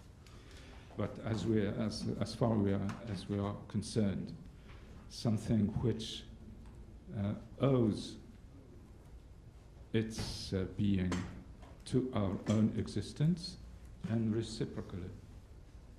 So that thing is neither purely objective nor purely subjective, because it is not a phantasm in our brain only. It exists. It exists in the relationship we have with it. And this relationship is a sort of going to and fro from the two theoretical poles of the object and the subject, the modern object and the modern subject. And this is concrete reality. And that concrete reality is what I call trajective. So we have to theorize, if this exists in English, what is trajectiveness, trajection, and what I shall call later chaîne trajective, trajective chains, which have much in common with what Peirce calls semiosis and Barthes called chaîne sémiologique. We shall see this later. This is not a new problem. It is a very old one, because it is already treated with by Plato in the Timaeus, when he uses the word hora in order to qualify what exists in relation with a relative being, which he calls a genesis. And what is very intriguing is that that relation is reciprocal. There is no hora without genesis and no genesis without hora. So they act at the same time as both an imprint and a matrix of each other. But such a thing is beyond what the law of excluded middle can catch. It is both A and non-A. So what is it? The answer is that it is trajective. It is a milieu, Umwelt, Fudo. So I think that hora is the ancestor of the problematics of Fudo.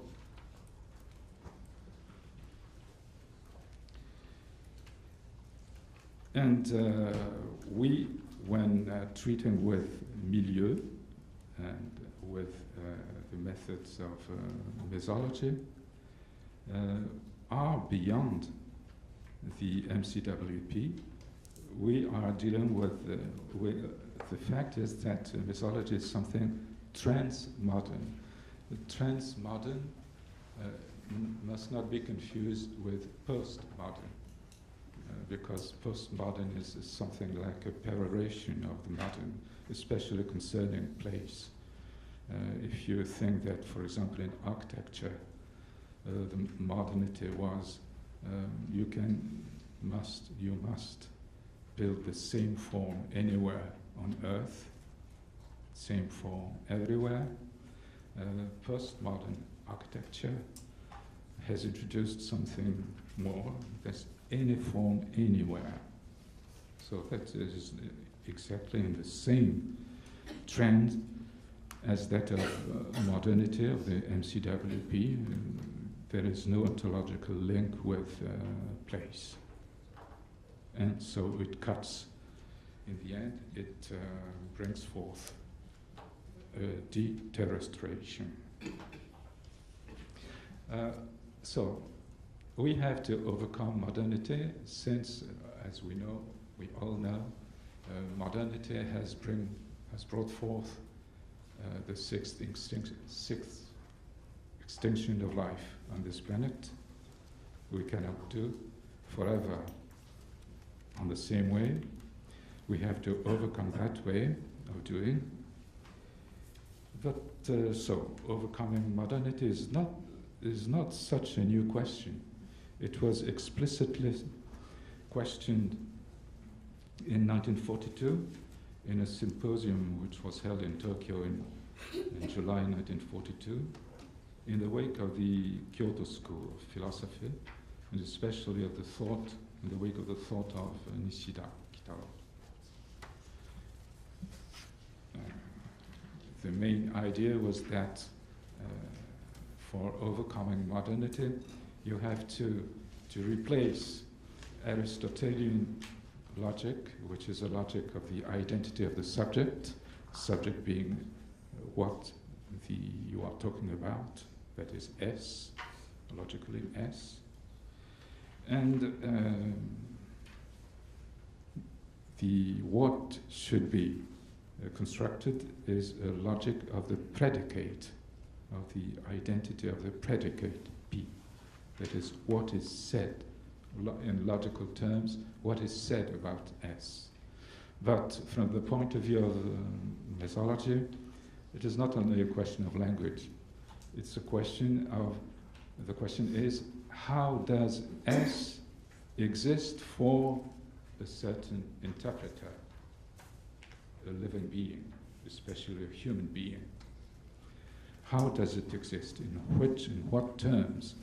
For example, Uexküll, as Uexküll termed it, things exist in a certain tone in German, and through the effect of what he called Tönung, that is tonation.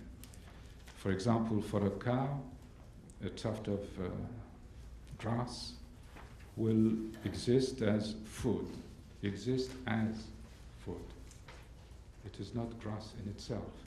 It is food, concretely, for a cow, but not for you, nor for a dog, etc. So, according to the concerned being, things exist as something. And Heidegger, who was greatly influenced by Uexküll, eventually made clear that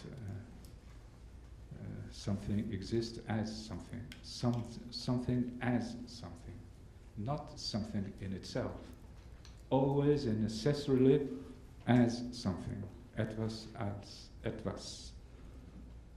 That is the fundamental concept, that als, as in English, en tant que in French, soku in Japanese, is the fundamental concept of existence of things in general. So, we have to change the way things exist for us. There are four main categories, and you must remember that kategoria was in Greek an equivalent for predicate. There are four main categories of those ways of existing, which are resources, constraints, risks, and amenities, or something pleasant. Four main ones. Now, overcoming modernity is really too vast a question to be treated in a few minutes. I'll only take two concrete examples. One being that of Imanishi Kinji, a great naturalist of the 20th century, Japanese, and the other one, Fukuoka Masanobu, a peasant philosopher. Imanishi is famous as, following Frans de Waal, the author of a paradigm shift in primatology. A paradigm shift is something important. But I'm not going to talk about primatology today, only pick one or two concepts which were central in Imanishi's thought. One of these is shusakai, that is species society. Means that a species is not only something biological, it is a society with its own self-awareness or subjecthood. And toward the end of his life, he wrote a book which I have translated in French, if you read French and not Japanese. Shitaise no Shinkaron, that is subjecthood in evolution, where he stresses this idea. The idea is that a species possesses its own subjecthood, and consequently, the species as such, in some way or other, can, so to say, decide to evolve one way or the other. This is, of course, completely opposite to the current neo-Darwinian vision, which, if one can sum it up in two words, thinks of evolution as a blend of randomness, mutation, and necessity, the laws of natural selection and statistical laws. So, who was right? In fact, we cannot answer now. The position of mesology in this regard is that we have not the answer to a concluding evidence concerning Humanishi's stance, which was greatly influenced by Nishida's thought, the details in the paper. But on the other hand, it is clear from a mathematical point of view, which I did not invent, a mathematical point of view, that for evolution to be only the result of randomness and necessity, you would need about 1,000 times or more than the age of the universe, because this is can be calculated with the possible number of proteins, that is about 10 to the power of 130. So it cannot be only the result of pure randomness and pure necessity. It is something in between, which may have something to do with path, the way things have occurred historically in the past, and which to a certain degree determine, but only to a certain degree determine, what path can be followed henceforth.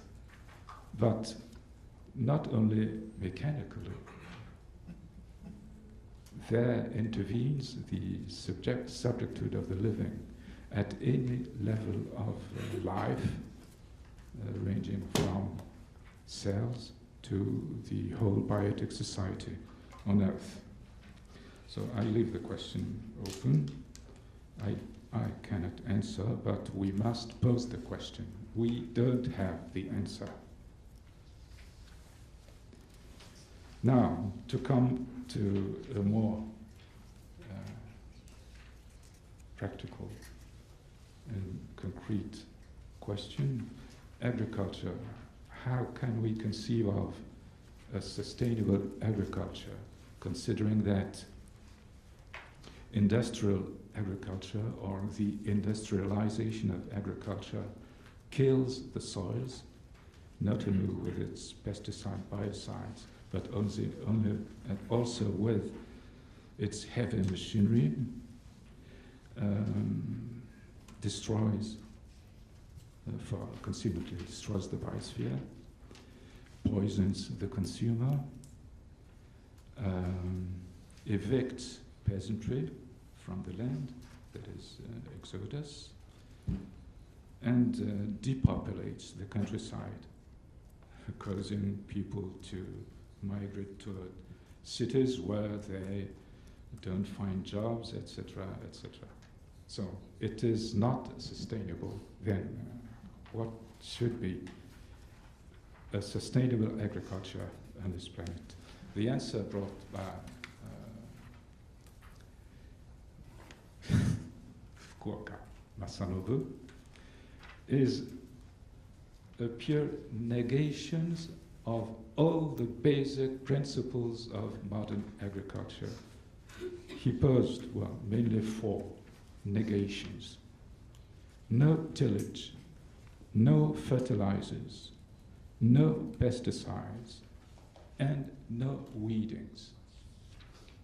No weeding.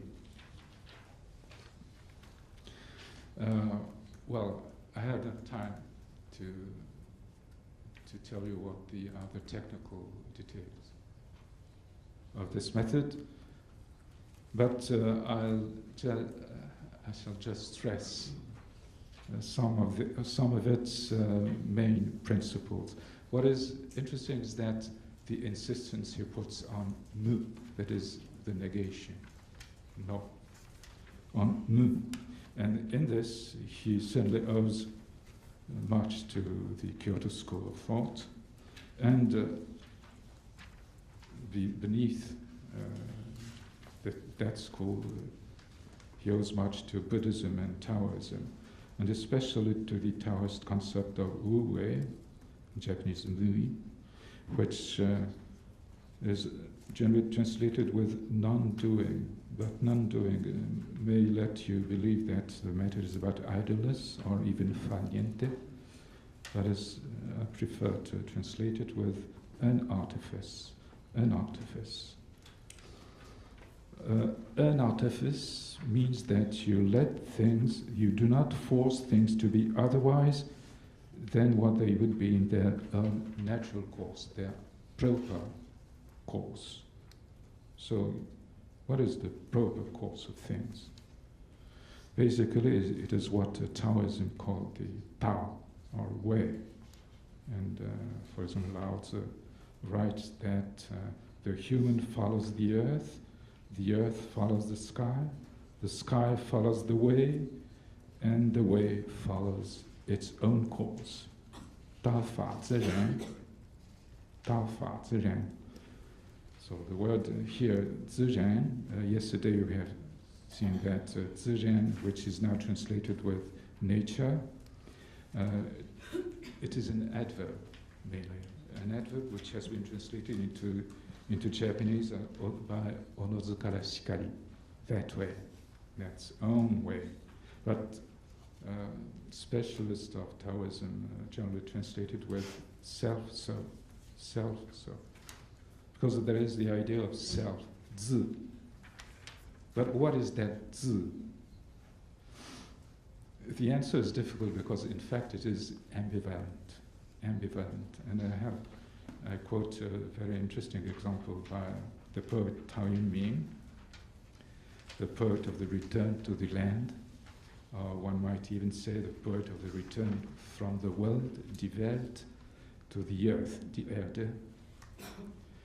When he says, long remained caged, again I could return to nature, but this can also be translated by return to my own way. 反自然 in Chinese, 反自然.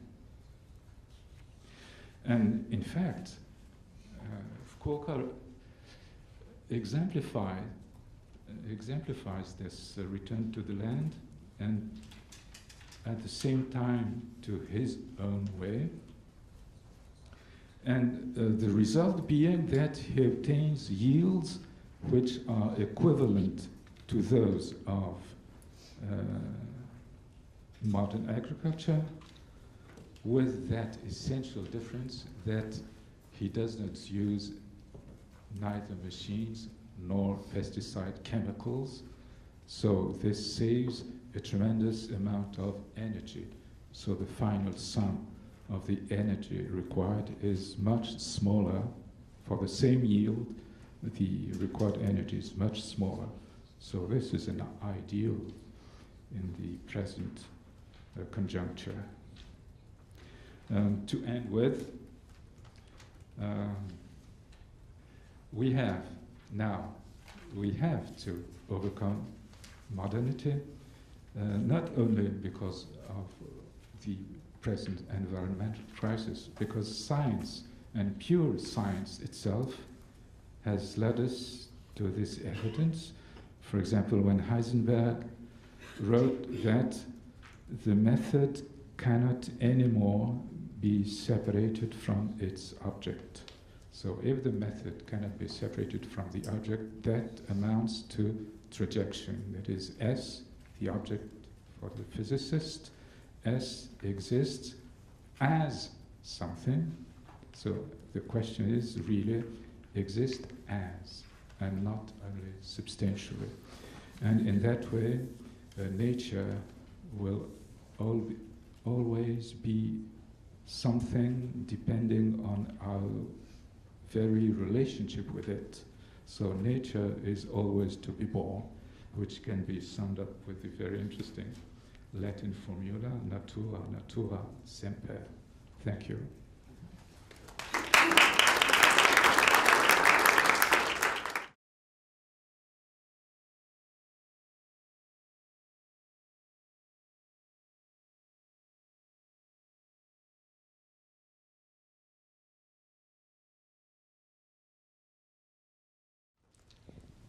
Thank you. First off, thank you to RIHN and to everyone who helped organize this symposium, including the staff who've been very patient. And it's a great honor and pleasure for me to be here and to be learning from and alongside everyone else in the room today. So if the prospect of the Anthropocene requires us, as the theme of this panel seems to suggest, to face the, let me roll back up here. To face the ever-present agency of the environment in new ways, it also reminds us of all of the ways that we humans have always lived alongside other creatures and other forms of existence, have always been inhabitants of an unsteady planet. So with this in mind, for my talk today, I approach the concept of the Anthropocene in a somewhat roundabout way, but that is partly intentional. Because one of the challenges raised by this concept is that it feels so inaccessible and overwhelming. In part, this is because, as many of the presenters have already pointed out, the sheer magnitude and intensity of the environmental ruination associated with the concept of the Anthropocene presents us with a problem of scale. So there's a sense that climate change, for example, is our human responsibility to fix, but that it is also unfolding on a scale far too vast for any of us to touch or to adequately address within our existing political arrangements. And related to this challenge is this other problem of how to grapple with the planetary scale without accepting the often implicit assumption of an undifferentiated humanity, as Chakrabarty and others have pointed out. But it is, of course, not only academics who are grappling with how to make sense of the scale of the planetary and of the place of the human in relation to the geological. So what I'll try to do in this talk is to work my way through these questions by taking an ethnographic approach toward the Earth and its processes. In doing so, I draw inspiration from a recent article by Gisli Paulsen and Heather Swanson, who proposed the concept of geosocialities as a way to move beyond unproductive juxtapositions of global Earth systems and local human differences. As they put it, there's no grand theory of geosociality. Rather, it constitutes an approach for attending to how geological relations matter differently to particular entities in particular locales. These are down to earth, grounded, as the theme of the conference gets at, grounded in particular encounters, and they also draw attention to questions of scale, intending to intertwinings of bodies and biographies with Earth systems and deep time histories. So the particular geosocial story that I want to tell is about people living in a particular place, the Izu Peninsula in central Japan, where I conducted my anthropological fieldwork. And many of you have probably been to Izu. You might be familiar with the onsen there, which it's famous for. And that's a lovely foot bath that you can go to in Shuzenji. Also, it has spectacular views of Mount Fuji. So this is the kind of story, in placing it in Izu, that we tend to think of as local, in the sense that it is situated in this particular time and place. But it is also a story that puts the category of the local into question, as we'll see. And the other major point that I want to speak to today is about the concept of disaster, and particularly the question of what kinds of preparations are adequate to meet the kinds of instabilities that face us in the present moment. And when I say instabilities, I'm thinking in a literal sense. So I think everyone in the room knows, of course, that the Japanese archipelago is a place where seismic activity is unusually frequent and often devastating. Since the post-war period, earthquakes, volcanic eruptions, and other geological processes have tended to be regarded, at least by the state, rather narrowly, as menaces to be constantly monitored and controlled, to the extent that they can be, of course. According to this risk-oriented approach prevalent in most nations today, not just in Japan, the ongoing dynamism of the planet becomes a matter of concern only when it poses a threat to established ways of life. But increasingly, residents in Japan and elsewhere have come to question this kind of top-down engineering-based approach to preparedness. And some of these tensions over how society should prepare are connected to a growing distrust of the state and of expert knowledge, as has kind of been touched upon here, particularly after 3/11 and Fukushima. But this sense of discomfort with preparedness also is sometimes subtler. It's sometimes harder to articulate. It emerges in more idiosyncratic ways as people engage with unruly earth processes in the course of their daily lives. So I'm going to try to relate this question of scale to this question of how we might think differently about coexistence with unpredictable geological forces. And so part of the purpose here is to think about what happens to the concept of the Anthropocene if we consider not only how human activities profoundly shape the global environment, but how in turn the physical instability of the planet itself might also be reconfiguring our practices of observing, sensing, and knowing nature. So the way that I've tried to approach these concerns in my own work is by looking at the rising popularity of geoparks, which have emerged in recent years as a new model for how to manage the planetary environment. And this is just a very condensed timeline that kind of points to the growing formalization and institutionalization of geoparks as a UNESCO program. And in these spaces, geological processes come to be seen not only as potential disasters, but also as necessary and beneficial forces that create landscapes that provide mineral-rich soil and water, and that make possible particular ways of living and existing. So in looking at the making of the Izu Peninsula into a UNESCO global geopark, I try to pay close attention to the difficulties of moving between scales. And I hope that this offers some kind of ways of approaching the planetary scale with a greater appreciation for our own intimate attachments and participation in earthly processes, or what I refer to here as a sense of geological kinship. So the story, finally, begins in the summer of 1989, near the bustling town of Ito on the eastern coastline of the Izu Peninsula. In the early evening hours of July 19th, a volcanic vent suddenly erupted on the floor of Sagami Bay. Basaltic magma flowed up from the seafloor, exploding as it met the water. A camera on board a nearby Japan Coast Guard boat captured the precise moment of explosion, this black cloud of smoke and ash surging suddenly out of the sea. A seismometer operated by the Japan Meteorological Agency registered intense seismic activity for around 10 minutes. And witnesses on shore reported hearing and seeing the last signs of an eruption at 6:44 p.m. So when the lava from this small eruption cooled, it formed an undersea hill, which scientists named the Teishi Knoll. This knoll, with a crater of around 200 meters and a depth of 40 meters, became the newest member of the Izu Tobu volcanic chain, which arches across the land and sea around the eastern side of the Izu Peninsula. Now, what's important to know is that prior to this event, there had not been a volcanic eruption in this area for approximately 2,700 years. And the second most recent eruption had occurred around 4,000 years before.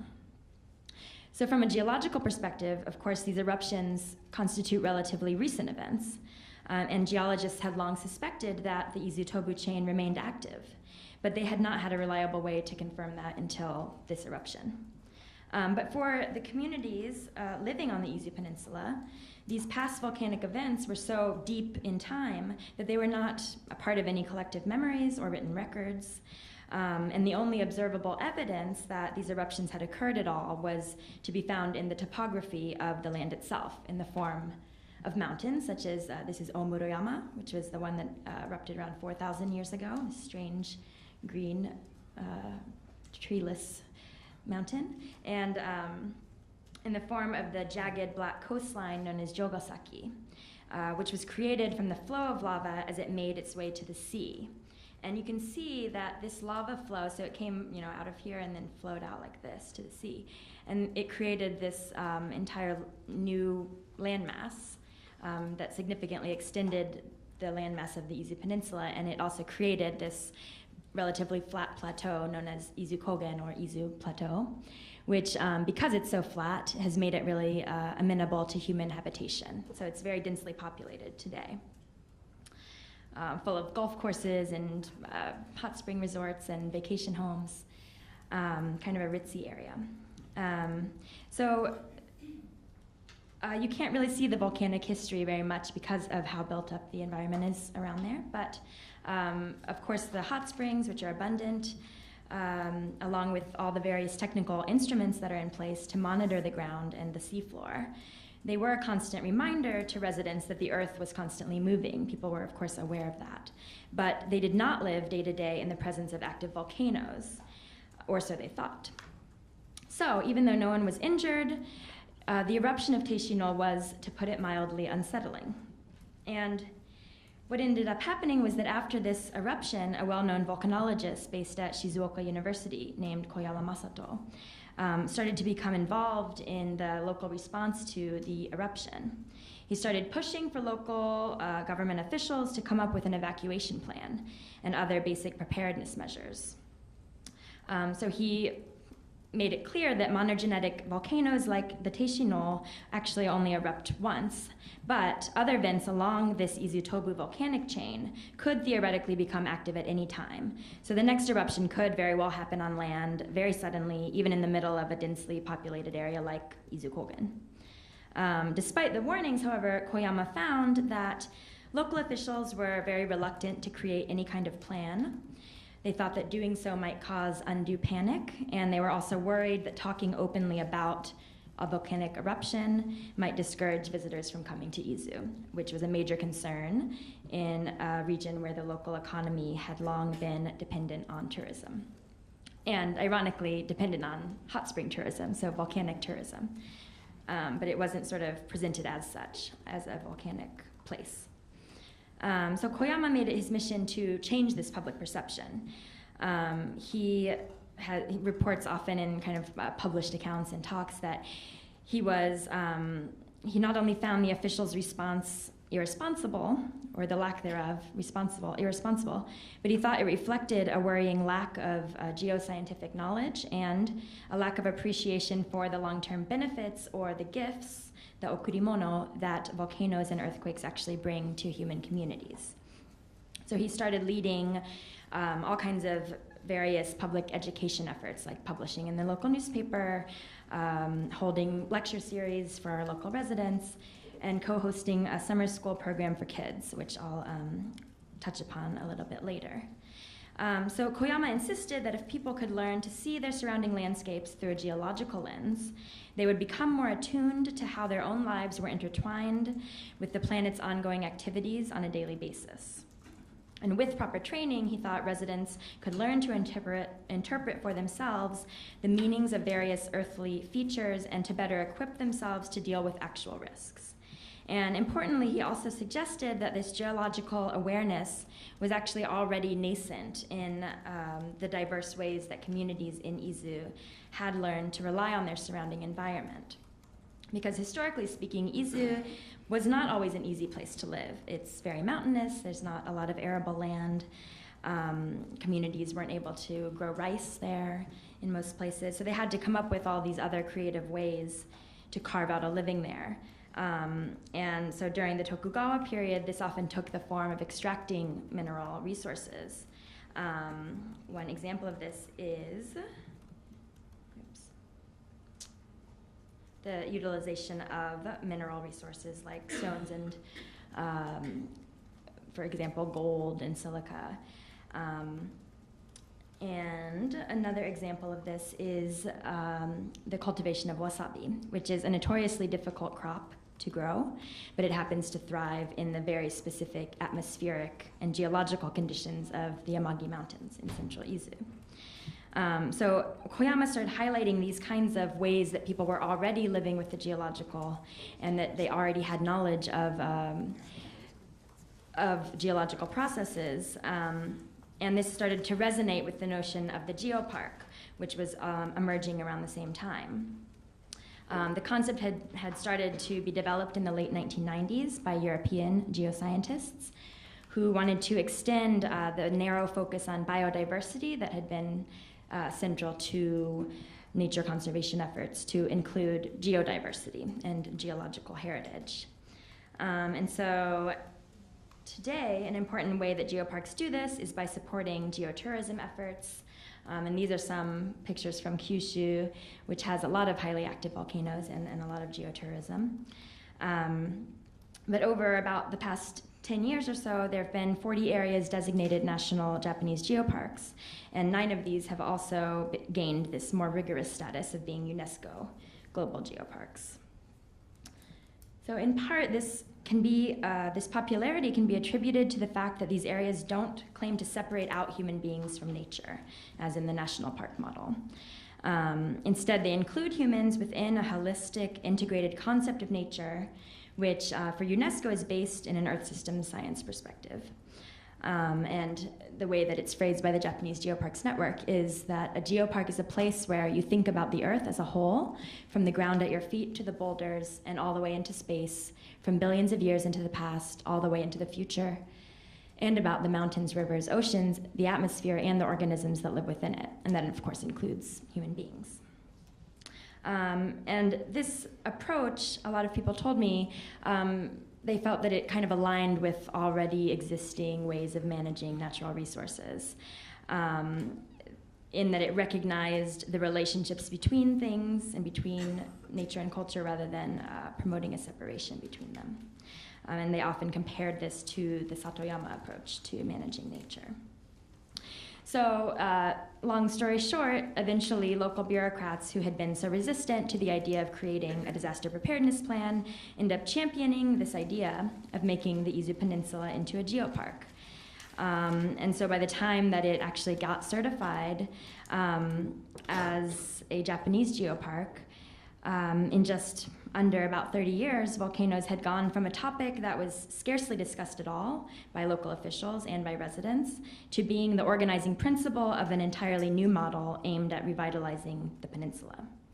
And so when I arrived there, I was very interested in how this designation was reshaping the ways that people were understanding and responding to Earth processes. And I ended up spending most of my time with people who were taking on this new role in the park as geoguides, which in order to become a geoguide, you have to go through a pretty rigorous training and a certification process, which involves field trips across the peninsula. And this is one of those field trips that I went on because I was able to participate in the training course. And what I found was that as people got to know their surroundings more intimately, through sustained, deliberate encounters with, for instance, particular stones, with mountains, other landforms, they also came to greet earthly instabilities, not merely as potential risks, but as the reawakening of something familiar, a sense of the land itself as animate, powerful, and capricious. And there's a lot more to say here to kind of make that claim clear, and I'll try to get to that, but I want to return first to the question of scale and kind of work my way back. So in order to understand the making of Izu into a geopark, certainly local dynamics matter a lot, right? In Izu, there's all kinds of things I didn't get into, but there's conflicts within Izu among the east and the west coast. There's also all kinds of kind of political, economic factors like rural decline, economic decline, and depopulation, which have made local officials much more eager to embrace this kind of new model for revitalizing the peninsula, and that's very important to understand. But in addition, this story is also explicitly a global story, right? It's about how this particular place gets drawn into a UNESCO-authorized framework of the global geopark. So it's global in the sense that geoparks propose a particular way of making sense of the globe, of the natural world, and of the place of human beings within that world. It's an approach that presumes itself to be universal, all-encompassing, and therefore applicable to regions all over the world. But of course, it also carries certain ontological and epistemological assumptions of its own, which don't always translate easily into existing frameworks. And one of the areas very quickly that has emerged in Izu, for example, is over the issue of geoconservation, which is what geoparks, especially in Europe, really highlight. And this is a waterfall called Banjo no Taki that became kind of this object of contention when the Izu Peninsula Geopark was first determining which places to name as geosites. So what does it actually mean to protect a geological landscape, right? Protect it for who, from what? And what had happened with this particular waterfall was that it had been eroded because of water flow. And so local officials had kind of filled in the cracks and tried to strengthen the rock face with concrete and little pebbles and stones, right, to preserve it in the form that they knew it as. And partly that's because this was a very popular tourist site. But of course, from the perspective of geologists and the geopark, this was a terrible, huge loss of valuable geological heritage. And it was decided in the end that the waterfall could not be named an official geosite because of this human intervention. But of course, how these determinations are made is very much up for grabs, and especially if we take to heart the notion of humans as geological forces in the Anthropocene. I don't know how we should sort of think about this type of place. So we have this kind of local and global scale at play, and the story is also, at the same time, a planetary story. And I don't have a slide to represent that because I'm not sure what it would be. But what I mean is that it's a story unfolding across vast scales of time and space that calls attention to the capacities and energies that are specific to the Earth itself. And as we've seen, an unexpected volcanic eruption, even a very minor one that if you Google, you barely can find anything on. It forced experts and local residents alike in Izu to really come to terms with the limits of their own knowledge of the place where they were living. And as people become more and more familiar with thinking about this place on a geological timescale, the ontology of the peninsula itself also becomes multiple. So it's a landscape that's in constant state of transformation and upheaval, and people are kind of gradually coming to that understanding of the place. One of the ways that I kind of tried to track this burgeoning awareness of the geological timescale was through my conversations with geoguides, who were constantly kind of being forced to move between scales as they described particular landforms, right? So part of the time they'd be drawing on a geoscientific interpretation of the landscape, but then they would also jump to maybe explaining it as about the dynamics between local kami, like local nature gods, or about some manifestation of a Buddhist understanding of the cosmos. And so they were drawing kind of flexibly on these different ways of knowing the landscape. And they also emphasized the importance of knowing through the body. That was really important, through their own five senses, and trying to cultivate a bodily experience or a taiken of the landscape. So they, it was all about going out and touching, smelling, tasting, really to get a feel for places. And one very creative form that this took was the creation of Geo Kashi, which is a project that two women who were certified geoguides came up with. And it's very clever, and the landforms and the stones that they've represented aren't just representational, because they also focus a lot on how the texture of these particular sweets, the taste, the form, is also about cultivating a personal experience and a bodily experience. So I think with a lot of care and a lot of attention about these questions. And so what I want to end on, in thinking about Geo Kashi and the kind of care and attention that goes into making them, is to kind of get to the title of my talk, which is First to Love the Volcano. And this phrase actually comes from a quote from one of the school children who participated in a summer program led by Koyama in Hokkaido. The school program was near Mount Usu, which is a highly active stratovolcano that has violently erupted 4 times over the course of the 20th century, most recently in 2000. And just after this eruption is when they held the school program. And one of the children, when asked how they should be ready for the next time that the volcano becomes active, because they know it will, the student replied with a very intriguing suggestion. In order to prepare for a future eruption, it is important to love Usuzan first. And in a sort of childlike way, of course, this suggests that perhaps out of a sense of love for the earth, We may figure out how to best prepare for all of the insecurities that come with being a creature of the planet. We might also think of loving the volcano on kind of that local scale, so a more humble insistence, a sense of love that is based on a personal relationship with a particular mountain, a particular landscape, maybe even just one particular stone. Or we might also turn it around and look at it slightly differently, and I think that that's part of what the Anthropocene teaches us, which is that in order to love a volcano or any other kind of potentially inscrutable planetary force, that we have to be ready for the propensity for it to erupt, to destroy, to potentially throw us off, and to transform us. But just how we do that and how we practice loving nature in its unpredictability and instability, while also maintaining a sense of where we can and should intervene as ethical and political actors, remains, of course, an open but very important question. So I guess I'll just end on, the question, how do we love the planet in the Anthropocene?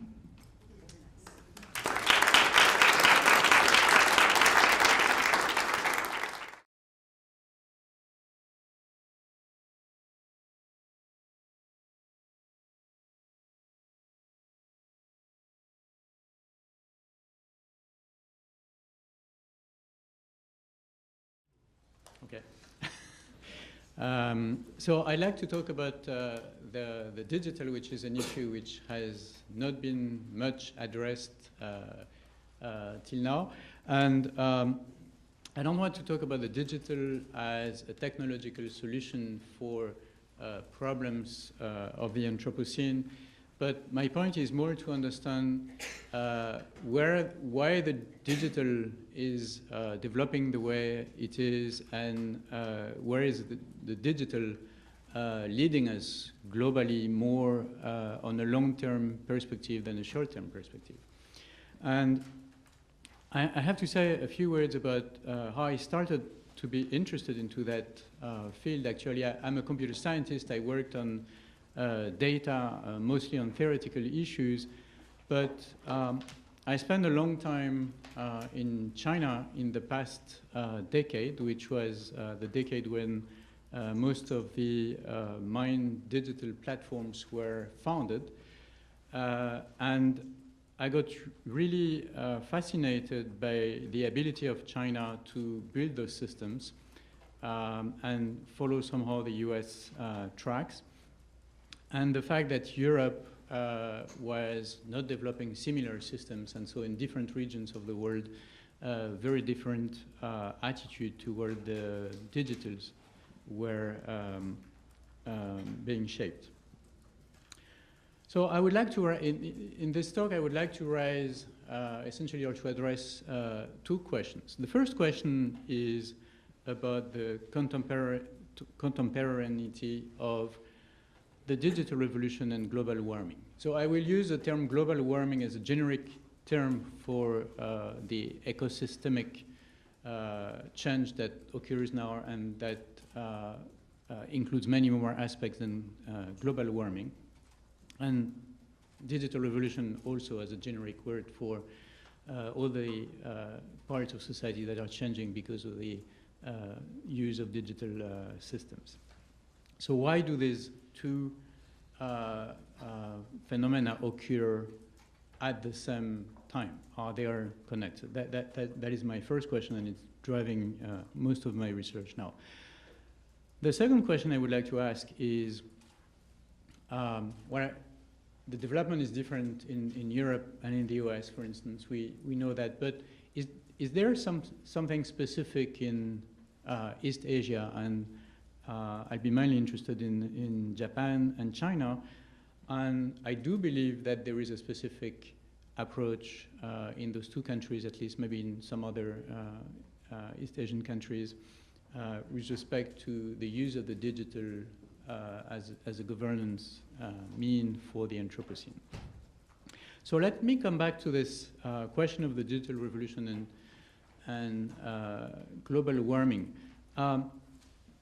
You could see them, I mean, they follow from technological developments, of course, but why? I mean, they both imply a very strong transformation of society, and the adaptation to climate change and the mitigation of climate change will take place with digital system and technological systems based on the digital. Now, one can wonder, the digital revolution is touching all of us. We all have a tiny device in our pocket through which we access many services. And it's changing the structure of society in a way that could be related to changes of society that will be necessary or be caused by the adaptation to climate change. So let me come more precisely to the digital. The digital is a very confusing word, and these technologies and the usage of these technologies change very fast, and the vocabulary changes very fast. Information technology or information communication technology was the dominant word till 5 years ago, probably. Now the digital is the dominant word. The digital is a technological word. It's just the type of encoding. And so digital is opposed to analog. It's about the encoding of the information. It is relevant because digital made a lot of things possible, but in fact, the digital is about information, and information management and dealing with information can be rooted back very far in history. It really started being automatized together with the Industrial Revolution. Essentially, making one train is a problem of thermodynamics and steam engine, but making two trains is a problem of information. Otherwise, they will bump into each other. And so to ensure the management of train systems, you need information and automatic information processing. And together with the Industrial Revolution, the information technologies developed to, in fact, catch up with the complexity of industrial processes. In the mid-19th century, it was the first submarine cables were laid between continents. And so the telegraph was accessible in post offices, and you could send telegraphs from one continent to another continent, and information was flowing in an amazing way already at that time. So technology evolved massively, and I put essentially two pictures on that slide. You recognize a data center on the right and tiny devices on the upper left of the picture. Now, digital technologies have evolved in a very peculiar way. Essentially, very tiny devices and very big devices, huge devices. That's where it stands now. So those tiny devices are everywhere. As I said, we all have one in our pocket, but that room is monitored by camera, and so on. And the order of magnitude of the number of these devices is in the hundreds of billions, or will be soon in hundreds of billions of such controlling and monitoring devices. Now, those devices allow systems, people, whatever, to access information, and then they send information to systems. Now, the systems could be organized with many, many, many nodes as the communication system, but they are mostly organized around extremely big nodes, the mega data centers that are concentrating an amazing volume of data and computational power and control. The biggest data center control as much as the power of a nuclear plant just by themselves. So this is the architecture that we have today. Hundreds of very small sensors, and the data concentrated, the data and the computation concentrated in just a few places. So that changes the structure of our exchanges. Essentially, each time two individuals, or each time you exchange, we exchange with systems, machines, we buy something, we consult information, and this will be the case for more and more of our exchanges. This goes through a system which is a massive global system, and for some of the systems, just essentially almost a unique global worldwide system dealing with all the data of commercial data or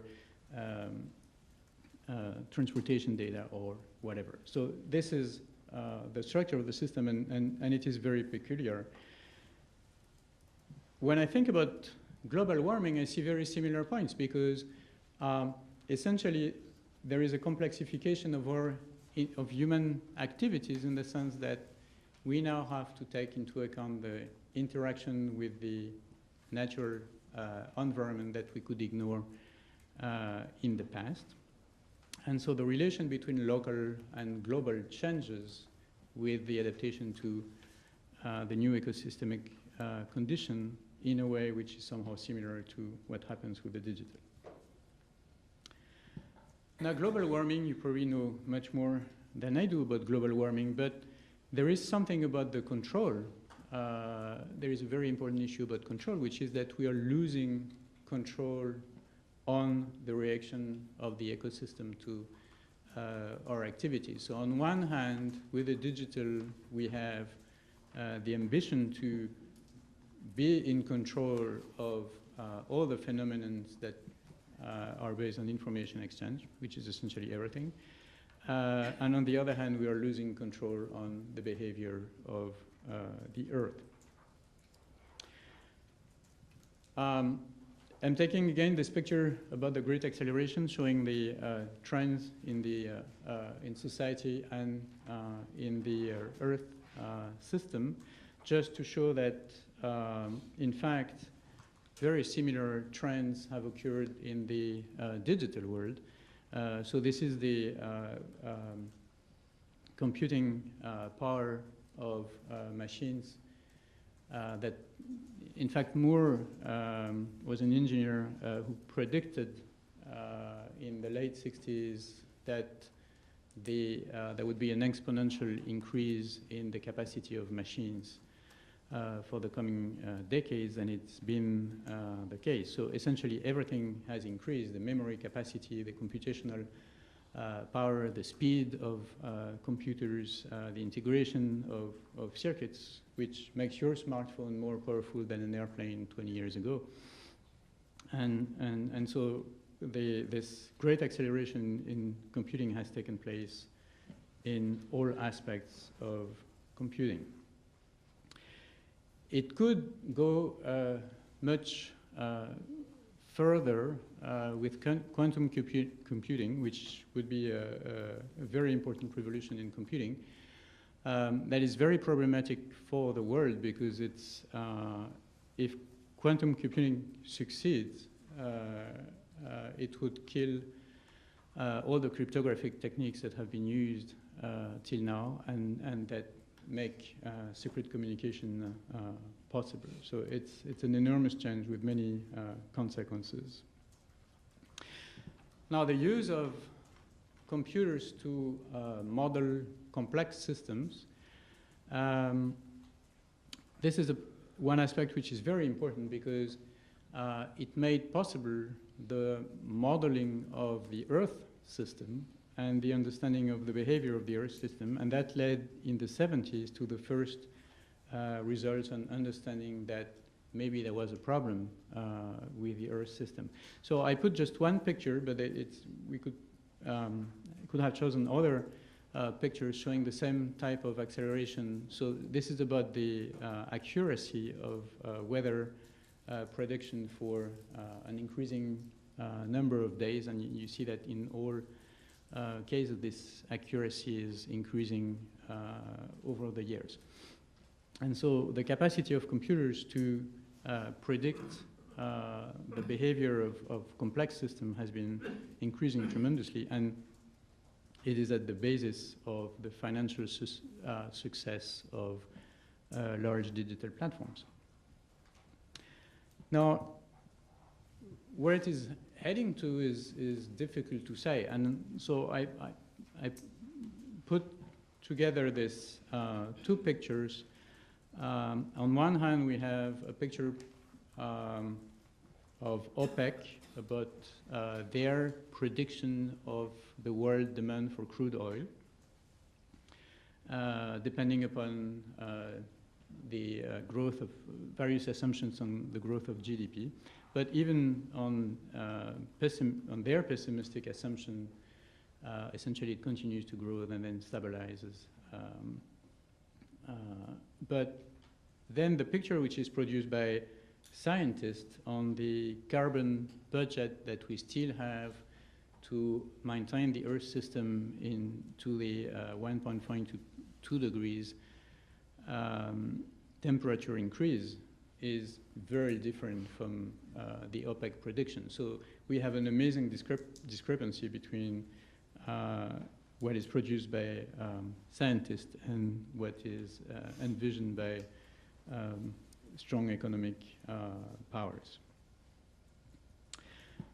So that brings me to risks, and this is the picture of the analysis of the last global risk report of the World Economic Forum, and I put in the green area the risks that are analyzed by the World Economic Forum as the most likely, which is on the horizontal axis, and that have the strongest potential impact. Now, I find this picture quite interesting because you see that in the green area, all the risks are related to environmental issues, but one, which is the risk of cyber attacks. So there are very few connections between cyber and environmental issues, but I think this is a topic which will be of growing importance.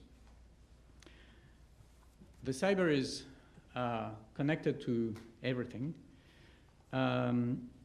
The cybercrime has already a cost which is very impressive, and cyber attacks and cyber activities is now used by countries against other countries, and it's a priority now of government. So there is a new arm in the militaries of several countries, which is the cyber force,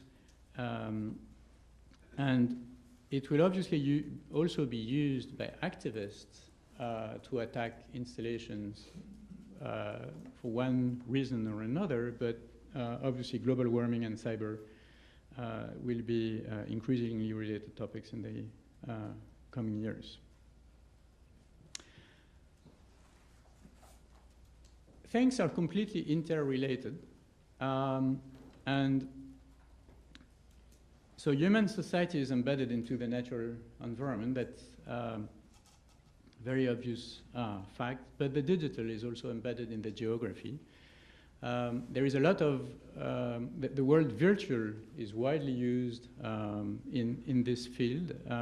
I find it very counterintuitive because what the digital does is to materialize information that did not exist before. So what is called virtual is much more of a materialization than virtualization. But so there is a strong dependency between the digital and the geography. Submarine cables are located in very specific areas where they end up under the control of states. Most of the cables from between Europe, for instance, and North America arrive in the UK for very precise political reasons. And they are very important geographical points. So the Egypt, all the cables from between Europe and Asia go through Egypt, for instance. So there are a lot of fragility, but also political dependencies between the cyber world and the geography. But the thing which is important is that the converse figure is also valid. Nature is embedded into our transformation of nature, our control of nature, and including to the information level of natural systems because of the transformation. I put a picture of CRISPR-Cas9 technique, but because of the ability to transform the information system of nature by dealing directly with the DNA. But our society, the human society, is also embedded into the digital and the cyber in a way that would, if we were cutting the cyber today, almost everything would collapse. There would be no banking system, no transportation, no energy production. Essentially, everything would stop. So there is a double embedding. So the cyber is embedded into the real world, as we used to say, but the real world is embedded into the cyber now exactly the same way. So whatever we think about, we have to take into account the cyber issue. So where is this transformation leading us? I don't know. It could, I mean, politically, it could go to many different directions. There is a capacity for more interaction between agents, people, and there is a movement which goes from a vertical structure to something like bottom shape, the symbol bottom shaped society, where there is a lot of horizontal exchanges, but it goes through central points. So a lot of horizontal collaboration, but a control through a central point. So a lot of the verticality of our social organization is collapsing towards horizontal exchanges, but controlled, nudged by very centralized global system on Earth.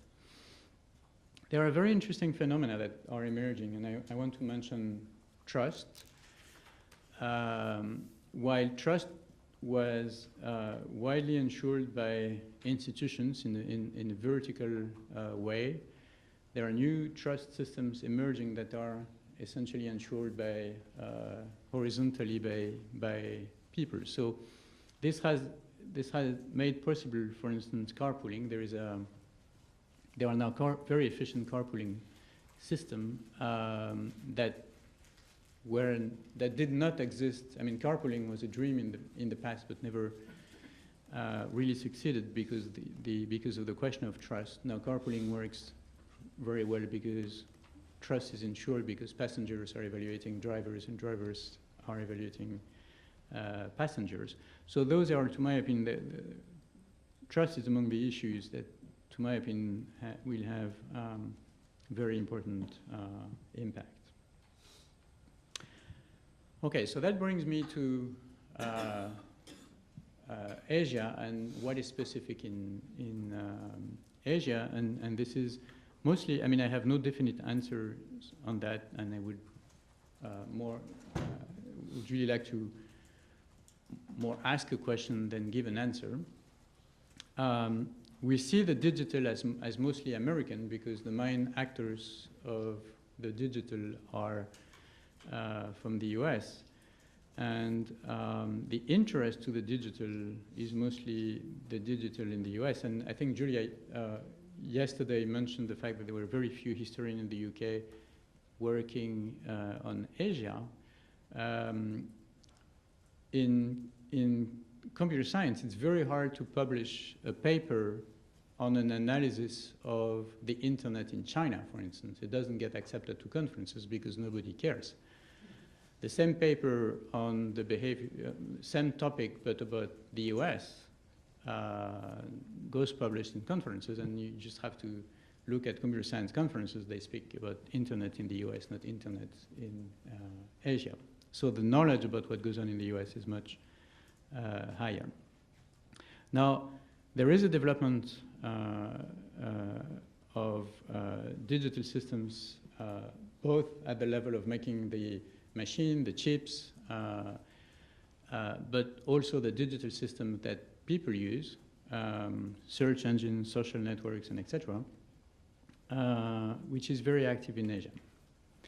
Now, my feeling is that, and so Japan has this Society 5.0 program, which is somehow very naive because it comes with Society 1.0, which is the gather, hunter, and Society 2.0, and etc. What is interesting is that from 1.0 to 2.0, there is a strong acceleration. So the first one is about 10,000 years, and it's 1,000 years, and then it goes down. So I guess Society 5.0 will be 1 year if we follow the time decrease between the various steps. So there is something very naive about the setting, but it seems to me that there is a very strong ambition at the same time. So it's developing the digital in a vision that is rooted to the history of humanity, essentially from its beginning till today. And I think this is very specific. So the wording, so those are copied and pasted from the official website. So the wording is really centered, human-centered. So although this system is going to make full use of AI and machines, it is not going to be controlled by AI, but controlled by humans and centered on humans. And what the official site of the government says is that Japan aims to become the first country in the world to achieve such a human-centered society. I have seen nothing similar, neither in Europe nor in the US, where I see more the digital as a solution for cities, as a solution for aging, as a solution for health problems, whatever, but never a holistic vision that encompasses everything. There is a very similar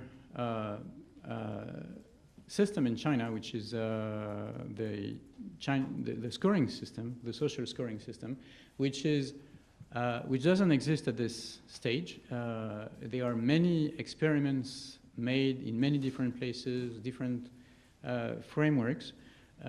It's been heavily criticized for its police and control aspects in the West. But as the Japanese system, it is an encompassing system, so it includes the relationship with the environment, the attempt to reduce corruption, and many of these aspects. And there was, in a recent issue of the Washington Post, an article that was somehow taking another orientation and asking that social scoring system in China might be different from what we believe. Now, the same system exists in the US.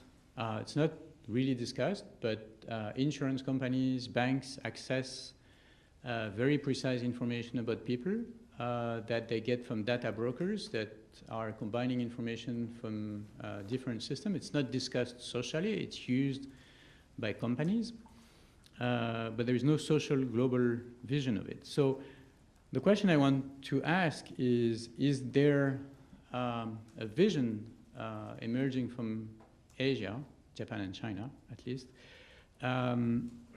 from a use of the digital to create a new society that will be Anthropocene and compatible, or so I'm not answering that question, I'm just asking the question. And I would like to end on that with a figure which is painting by Aida Makato, who's a Japanese artist, and I love it because of the electrical poles that are collapsing, maybe because of natural catastrophe. So it's the electric and information system which is collapsing, but then the black birds, which we perceive also as signals, are so it's a 6 panel screen, very classical in its form in Japanese art, but very depressing. And I don't show the details, but the details are more depressing than the picture I am showing. I'd like to conclude that picture. Thank you.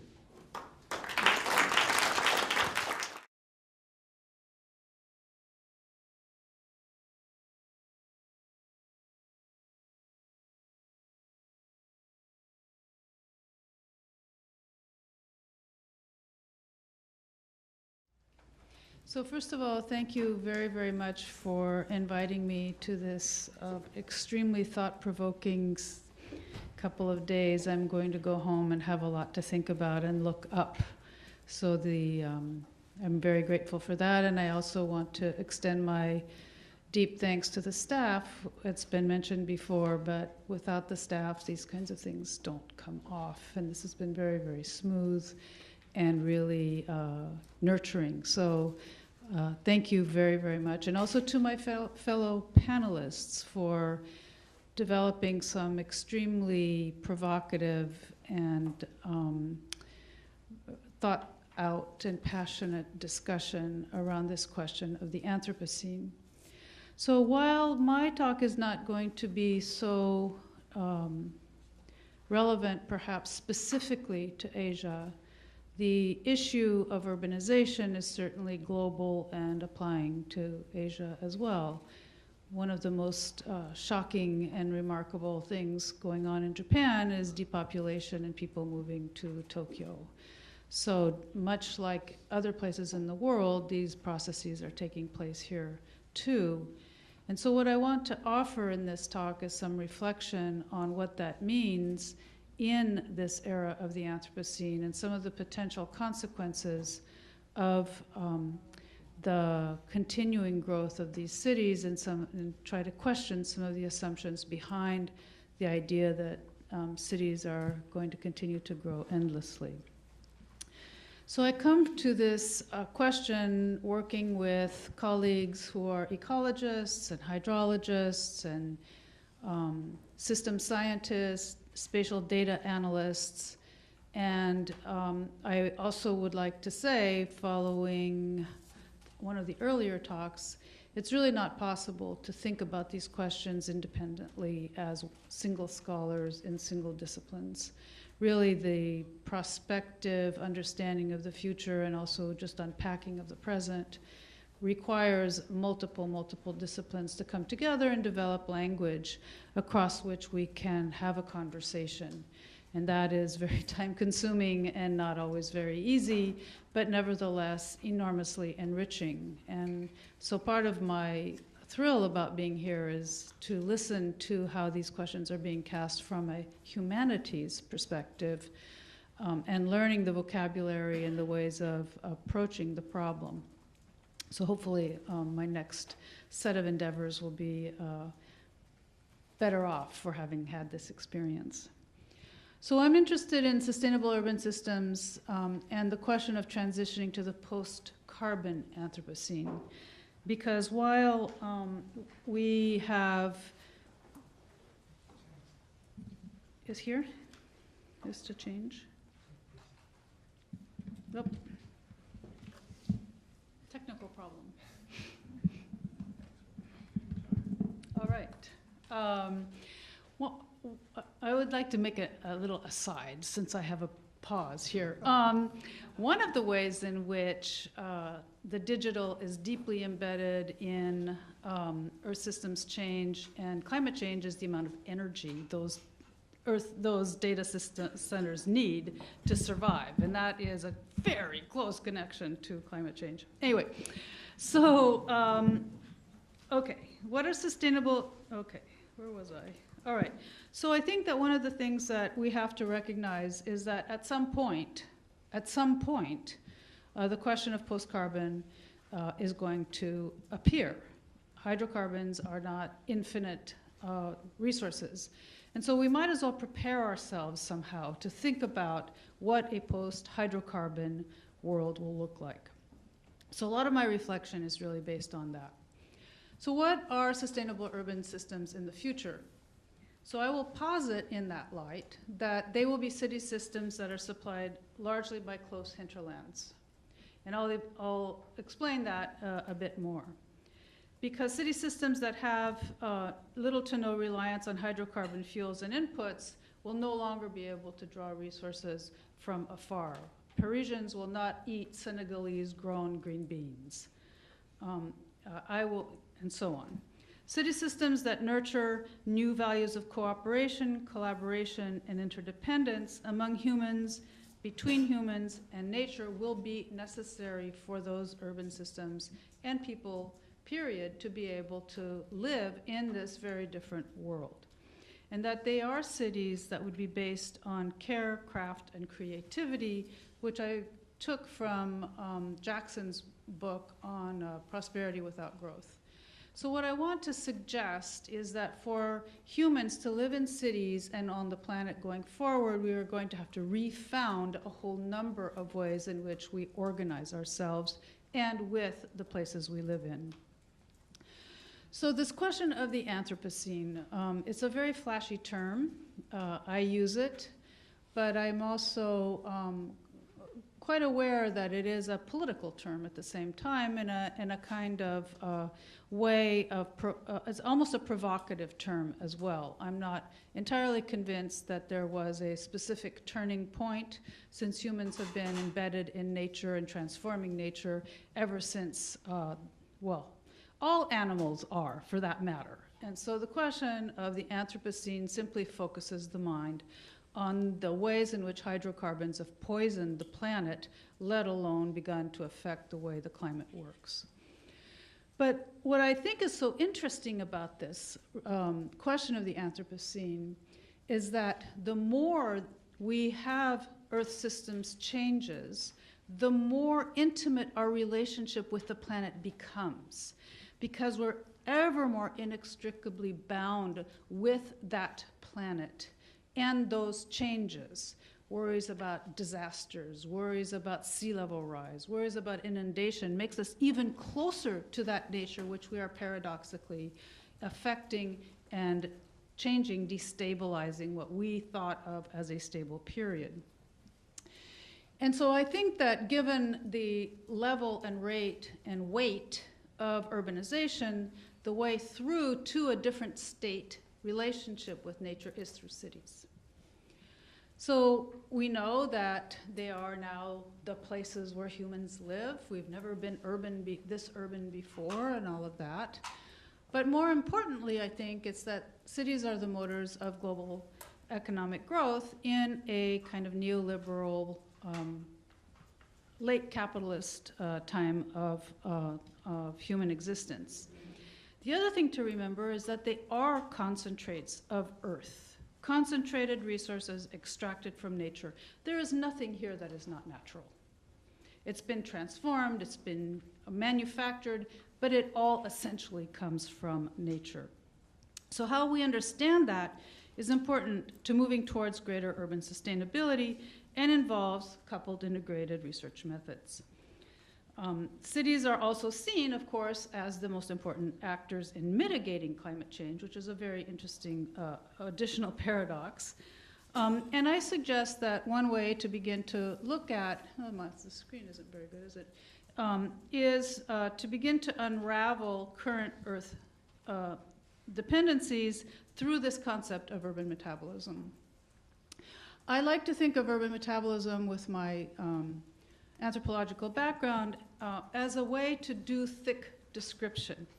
So there is quantification, accounting, life cycle analysis, material flows analysis, and how those are distributed across landscapes, which reveal inequalities in a very poignant and important way. We have to take into account the codes and conventions and rules that shape urban morphology. Cities, at least in many places, but not in where there are lots of informal settlements, but even within informal settlements, there are kinds of rules about what you do and what you don't do and how you do it, and those establish kind of dependencies and lock-ins in terms of size of streets and the ways of the cars move and so on and so forth. And those are really important to understand because they condition the possibilities of change. And then, of course, there's the larger context of global and political forces, The trade compacts, the corporate networks, some of the cyber work that we just saw, why does it go through Cairo? What does that mean that it goes through Cairo? What are the geopolitical and economic forces that make those centers so significant?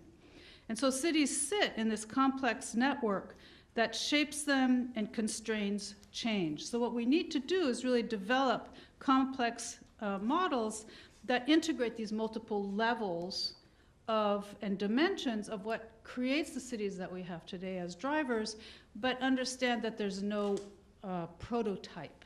What happens in Cairo and reasons behind Cairo are really different than Paris or London or LA or other places. So really thinking both very specifically, but using very generalizable methods. Let's see, wrong one. So, I'm not advancing.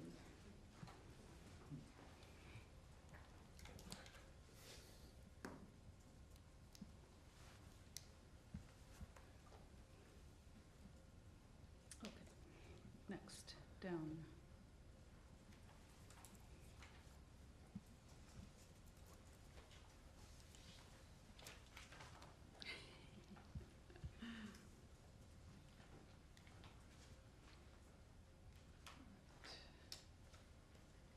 I need to put down one. Next slide. Okay. All right. Okay, yes. So urban metabolism helps shed light on Earth resource dependencies and our high energy modernity. Modern industrial economies utilize between 20 and 30 tons per capita of materials per year. That's really important to understand. There's lots and lots of statistics around this. In 2011, 79 gigatons of materials were extracted globally, expected to rise to 167 gigatons by 2060. Concrete is responsible for 9% of the total GHG emissions. 7% of GHG emissions are emitted by extracting metals. And fossil fuels still comprise the largest share of exports in the world. And most of this is to support economic growth activities in cities. And so I was very struck by the Yale Forestry School of the Mineral Criticality Project, and I'll show you a couple of slides from that. But take a look at this. You know, we talk about the renewable energy transition of the future. What does the renewable energy transition of the future mean? It means using a lot more rare earth minerals. It means a lot more resource extraction. And so this idea that we can move to sustainable cities through high technology, energy technologies, and sophisticated renewables entails a whole set of other trade-offs. I liked this graph that shows how to achieve well-being without transcending planetary limits, which remains the challenge. I think this has been seen, you know, this kind of representation has been seen quite a lot of times, but it still remains just as vital as ever. We cannot grow our ways into human well-being, even though that seems to be quite the direction we're still going in. So here's the project that's taking place at the Yale School of Forestry, and you can see what I think is particularly disturbing is the largest demand increases relate to a scenario in which increasingly equitable values and institutions prevail throughout the world. So there's still this relationship between economic well-being and progress and more material consumption, which is understandable, of course. Comfort, ease, access to technology is an enormously appealing and important strategy for development, but the consequences are still, I think, need to be dealt with in a very serious manner. So that the increases in the use of metals imply substantially new energy expenditures. So resource scarcities. If you recall, some of you may recall, that in the 70s there was the Club of Rome report about the limits to growth. And that had a brief flurry of interest along with ideas of appropriate technology and living more simply on frugality, that term, on the earth. This was in the 1970s, and they were quickly swept by with eco-modernist theories that will be able to increase our efficiencies to the point of overcoming the Jevons paradox, which we really have not been able to do as yet. Now, maybe physics will overcome the Jevons paradox, but what you're dealing with is human behavior. And if you reduce your energy use because you have a more fuel-efficient automobile, what happens? You have more tendency to drive farther. I mean, that's a trite example, but it is pervasive in terms of energy rebound. You get a new air conditioning system, you crank it down cooler so that you're more comfortable, and you end up using more energy. We've done a lot of that analysis in my research lab. The limits to growth was replaced by neoclassical economic and Cartesian science views of nature as other, that its functions were reproducible or substitutable, and then the market would price things to reflect scarcity and encourage a shift. So, for example, ecosystem services. You ruin a wetland because you need to develop it, well, you just create a new one, right? We know how to create wetlands that function just as well as the original wetland. And it's that kind of marketizing of nature and the idea that we can actually understand how those systems develop and how they work that has become much more pervasive. Because we are still under this umbrella of Cartesian science, which objectivizes nature as other and undermines our understanding of human dependence on nature and how we are really in a dialectic relationship and a critical interdependence.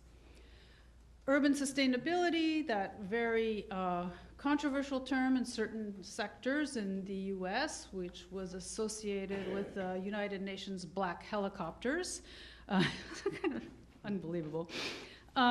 Yet, what it has done is really avoid the issues of how cities can function well in a hydrocarbon age, right? Urban sustainability is about maintaining current economic growth better, essentially. It was a post-war, post-Cold War, World War consensus that really opened up the door for increased marketization of just about everything. And their ideas about pointing to goals of carbon neutrality, developing renewable energy resources for a transition to electrification with clean power, really neglect the fact that energy densities of alternatives are simply not the same as hydrocarbons. Hydrocarbons are an amazing fuel. You can move them around. You can put them in your chainsaw and walk up the hill. You can do all kinds of things with these hydrocarbons. You can make plastics. You can make pharmaceuticals. You can make fertilizers. It's really incredible. And it's not easily substitutable with other resources. And that, I think, is really important to keep in mind in terms of how future cities are going to be able to develop. Imagine your gigantic earth-moving machine with an electric battery. Still not on the market, I've looked. So I think that with a better understanding of flows in the contexts of regulation, formal and informal, it becomes clear that cities as we know them will no longer be the same post-hydrocarbons, nor will they be as large in the future. And that has all kinds of very scary and difficult implications, particularly for large cities that have attracted immigrants and migrants hoping for a better life. And yet, this transition, I think, is inevitable. And that the material flows will needed for our energy modernity will not be as readily available, and that we will need to track them. We'll need to know where the copper is in the city, in the landfill. And we also need to know that the quality of those metals and those resources will not be the same, right? Because of the second law of thermodynamics. We need to be very clear-headed about those kinds of structural obstacles to really thinking about how we're going to refashion our cities. This reinhabitation, which will be necessary because we will need to know place, will require the reconstruction and creation of understandings of specific environments, resources, patterns of nature that will enable humans to live in a constructive relationship with those places. And that is the future of cities. So what about these transitions? Well, I had the great privilege of being at RIHN last fall, and I had an opportunity to really be exposed to some of the still extremely vibrant and living traditions available here in terms of understanding of local resources, so the clay, the wood, and all kinds of things. And without being too romantic about it, I understand that local knowledge, which occurs in many places across the world still, is what we need to be able to preserve, nurture, and understand and build upon. And I think some of the work that Niles referred to yesterday serve as this kind of template. But the question is, who is going to be able to do that? Who will want to be able to really, in a transition period, maintain those kinds of activities and those kinds of ways of knowing is an enormous challenge. One of the enormously fascinating visits I had in Kyoto was to a traditional fabric manufacturing plant. There's still some in downtown Kyoto. You can hear the looms in the background. Some of them are still hand looms, and yet at the same time coupled with very highly sophisticated IT. I don't know how to describe it, but the patterns that are used to make the fabric come through electronically onto the loom. And it is this really sophisticated hybrid of high technology, IT, and handcraft that I think may offer some really interesting ideas about the future, particularly since some of that IT could be run, despite what I said earlier, on renewables, right? So how do we match and pair the use of renewables and the kind of densities of energy available in the renewables with a coupling of old practices and sophisticated understanding of when you intervene with appropriate kinds of technologies that are information-based. I think it will involve people-patient production with these hybrid systems of human dexterity and IT. We also forget about human dexterity. We talk about low-skill jobs, right? Especially in the West. Oh, those are low-skill jobs. The person that rakes, the person that sweeps, the person that does all of these kinds of menial tasks. Well, if you've actually done that task yourself, weeding, hoeing, pruning, sewing, all of those kinds of things, you know that actually the dexterity, the hand-to-eye coordination, the eye to see what you're doing is not something that is low skill. It's something that requires humans to be actively engaged in the process through their body. And I think that's still an important attribute that we can bring to tasks. And so that dexterity is a really important characteristic that humans have in their relationship with the production process. So as I said, there'll be energy from renewables, and probably hydrocarbons, but much less. They'll be really expensive, and most energy will have a lot less energy density. So this involves, in my opinion, a vision about re-inhabitation and degrowth. And thank you to Christoph, who introduced me to Deryu.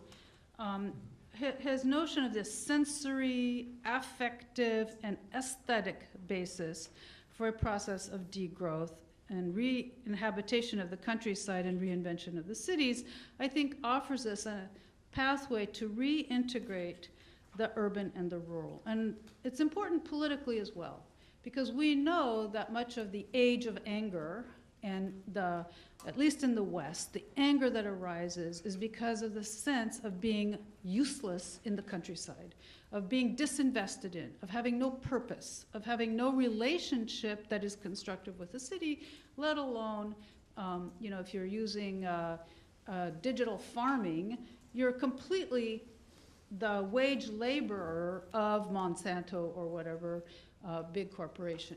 And so we have to transcend those kinds of dichotomies and shift to care, craft, and creativity and the cultivation of ordinary virtues. of generosity, of kindness, of forbearance, because for human society to work, it has to be based on mutualism. And of course, we've been inculcated into individualism, into a kind of Darwinian competitivity, that we're all going to be entrepreneurs now. I'll be the Uber driver, Lyft driver, delivery, blah, blah, blah, do my own taxes, take care of my own health care, you know, and on, that divides us when in fact the only way society really works is through collaboration and cooperation. So that also then has to extend to the planet we live on. Because without that planet, of course, we can't really do things. And so to understand those patterns and work with them, how do you increase soil fertility through your night soil? How do you know how much to apply? The RIHN project here is fantastic, right? How do we capture all this waste that we produce many times a day that is an enormous source of fertility for the soil, and so on. We just really need to understand that we have an active role in that relationship that can be a constructive role. I'm running out of time, but I have only 2 slides. So I see smaller distributed cities that retain this kind of ancient, really, role of the city as key nodes of cultural and social complexity, of scientific and technological innovation, of a certain kind of economic growth that's predicated on artisanship and craft and care, of civil society, creativity, tolerance, and knowledge that can be connected through the digital technologies of communication, transcending space and time to share knowledge. Because of course, part of the danger is that cities become rural isolates. Become city-states and isolated from their rural context and isolated from one another. So how do we not fall back into a kind of old pattern of provincialism and competitivity among cities? And perhaps it's through these new digital technologies. Maybe those are really a platform for bringing us together in that kind of way. And I think that cities, the role of cities, can really be to lead a global philosophical, ethical, and political shift to a different relationship between humans and nature, where we acknowledge that society is never and has never been a self-sufficient totality free of nature. And I guess that's why I have a little bit of a problem with Anthropocene, because we've been really involved in changing nature for a long time. And that they can be centers of the cultivation of virtue, of phronesis, which is a Greek term about practical, ordinary virtues of insight, compassion, and wisdom. That may seem idealistic, utopian, dreamy, and pretty unrealistic, but I do think we have a project ahead of us, thinking about what cities are for going forward. Are they really this winner-takes-all place of economic growth, these engines of economic growth? Can we afford that in the era of this huge transformation that's taking place on the planet? I don't think so. And so I think we have to force ourselves to contemplate, to think about, to engage in a new thinking, a new vision, or perhaps a hybrid old new vision of what cities can be and cities will be in the future. And that they are the doorways to future Earth. Of course, it entails lots of very difficult questions about what happens to places like Lagos, what happens to places like Lima, what happens to places like Mexico City, or many other of these mega cities that are characterized by so many people who've come for some hope of surviving the rural dislocations that are taking place all over the place. So this is not an apolitical project by any means. This is not a dreamy project by any means. It's a deeply political project motivated by the desire to live as humans, well on the planet with the planet. And of course, there will be winners and losers, as there have been historically. So thank you very much. Thank you very much.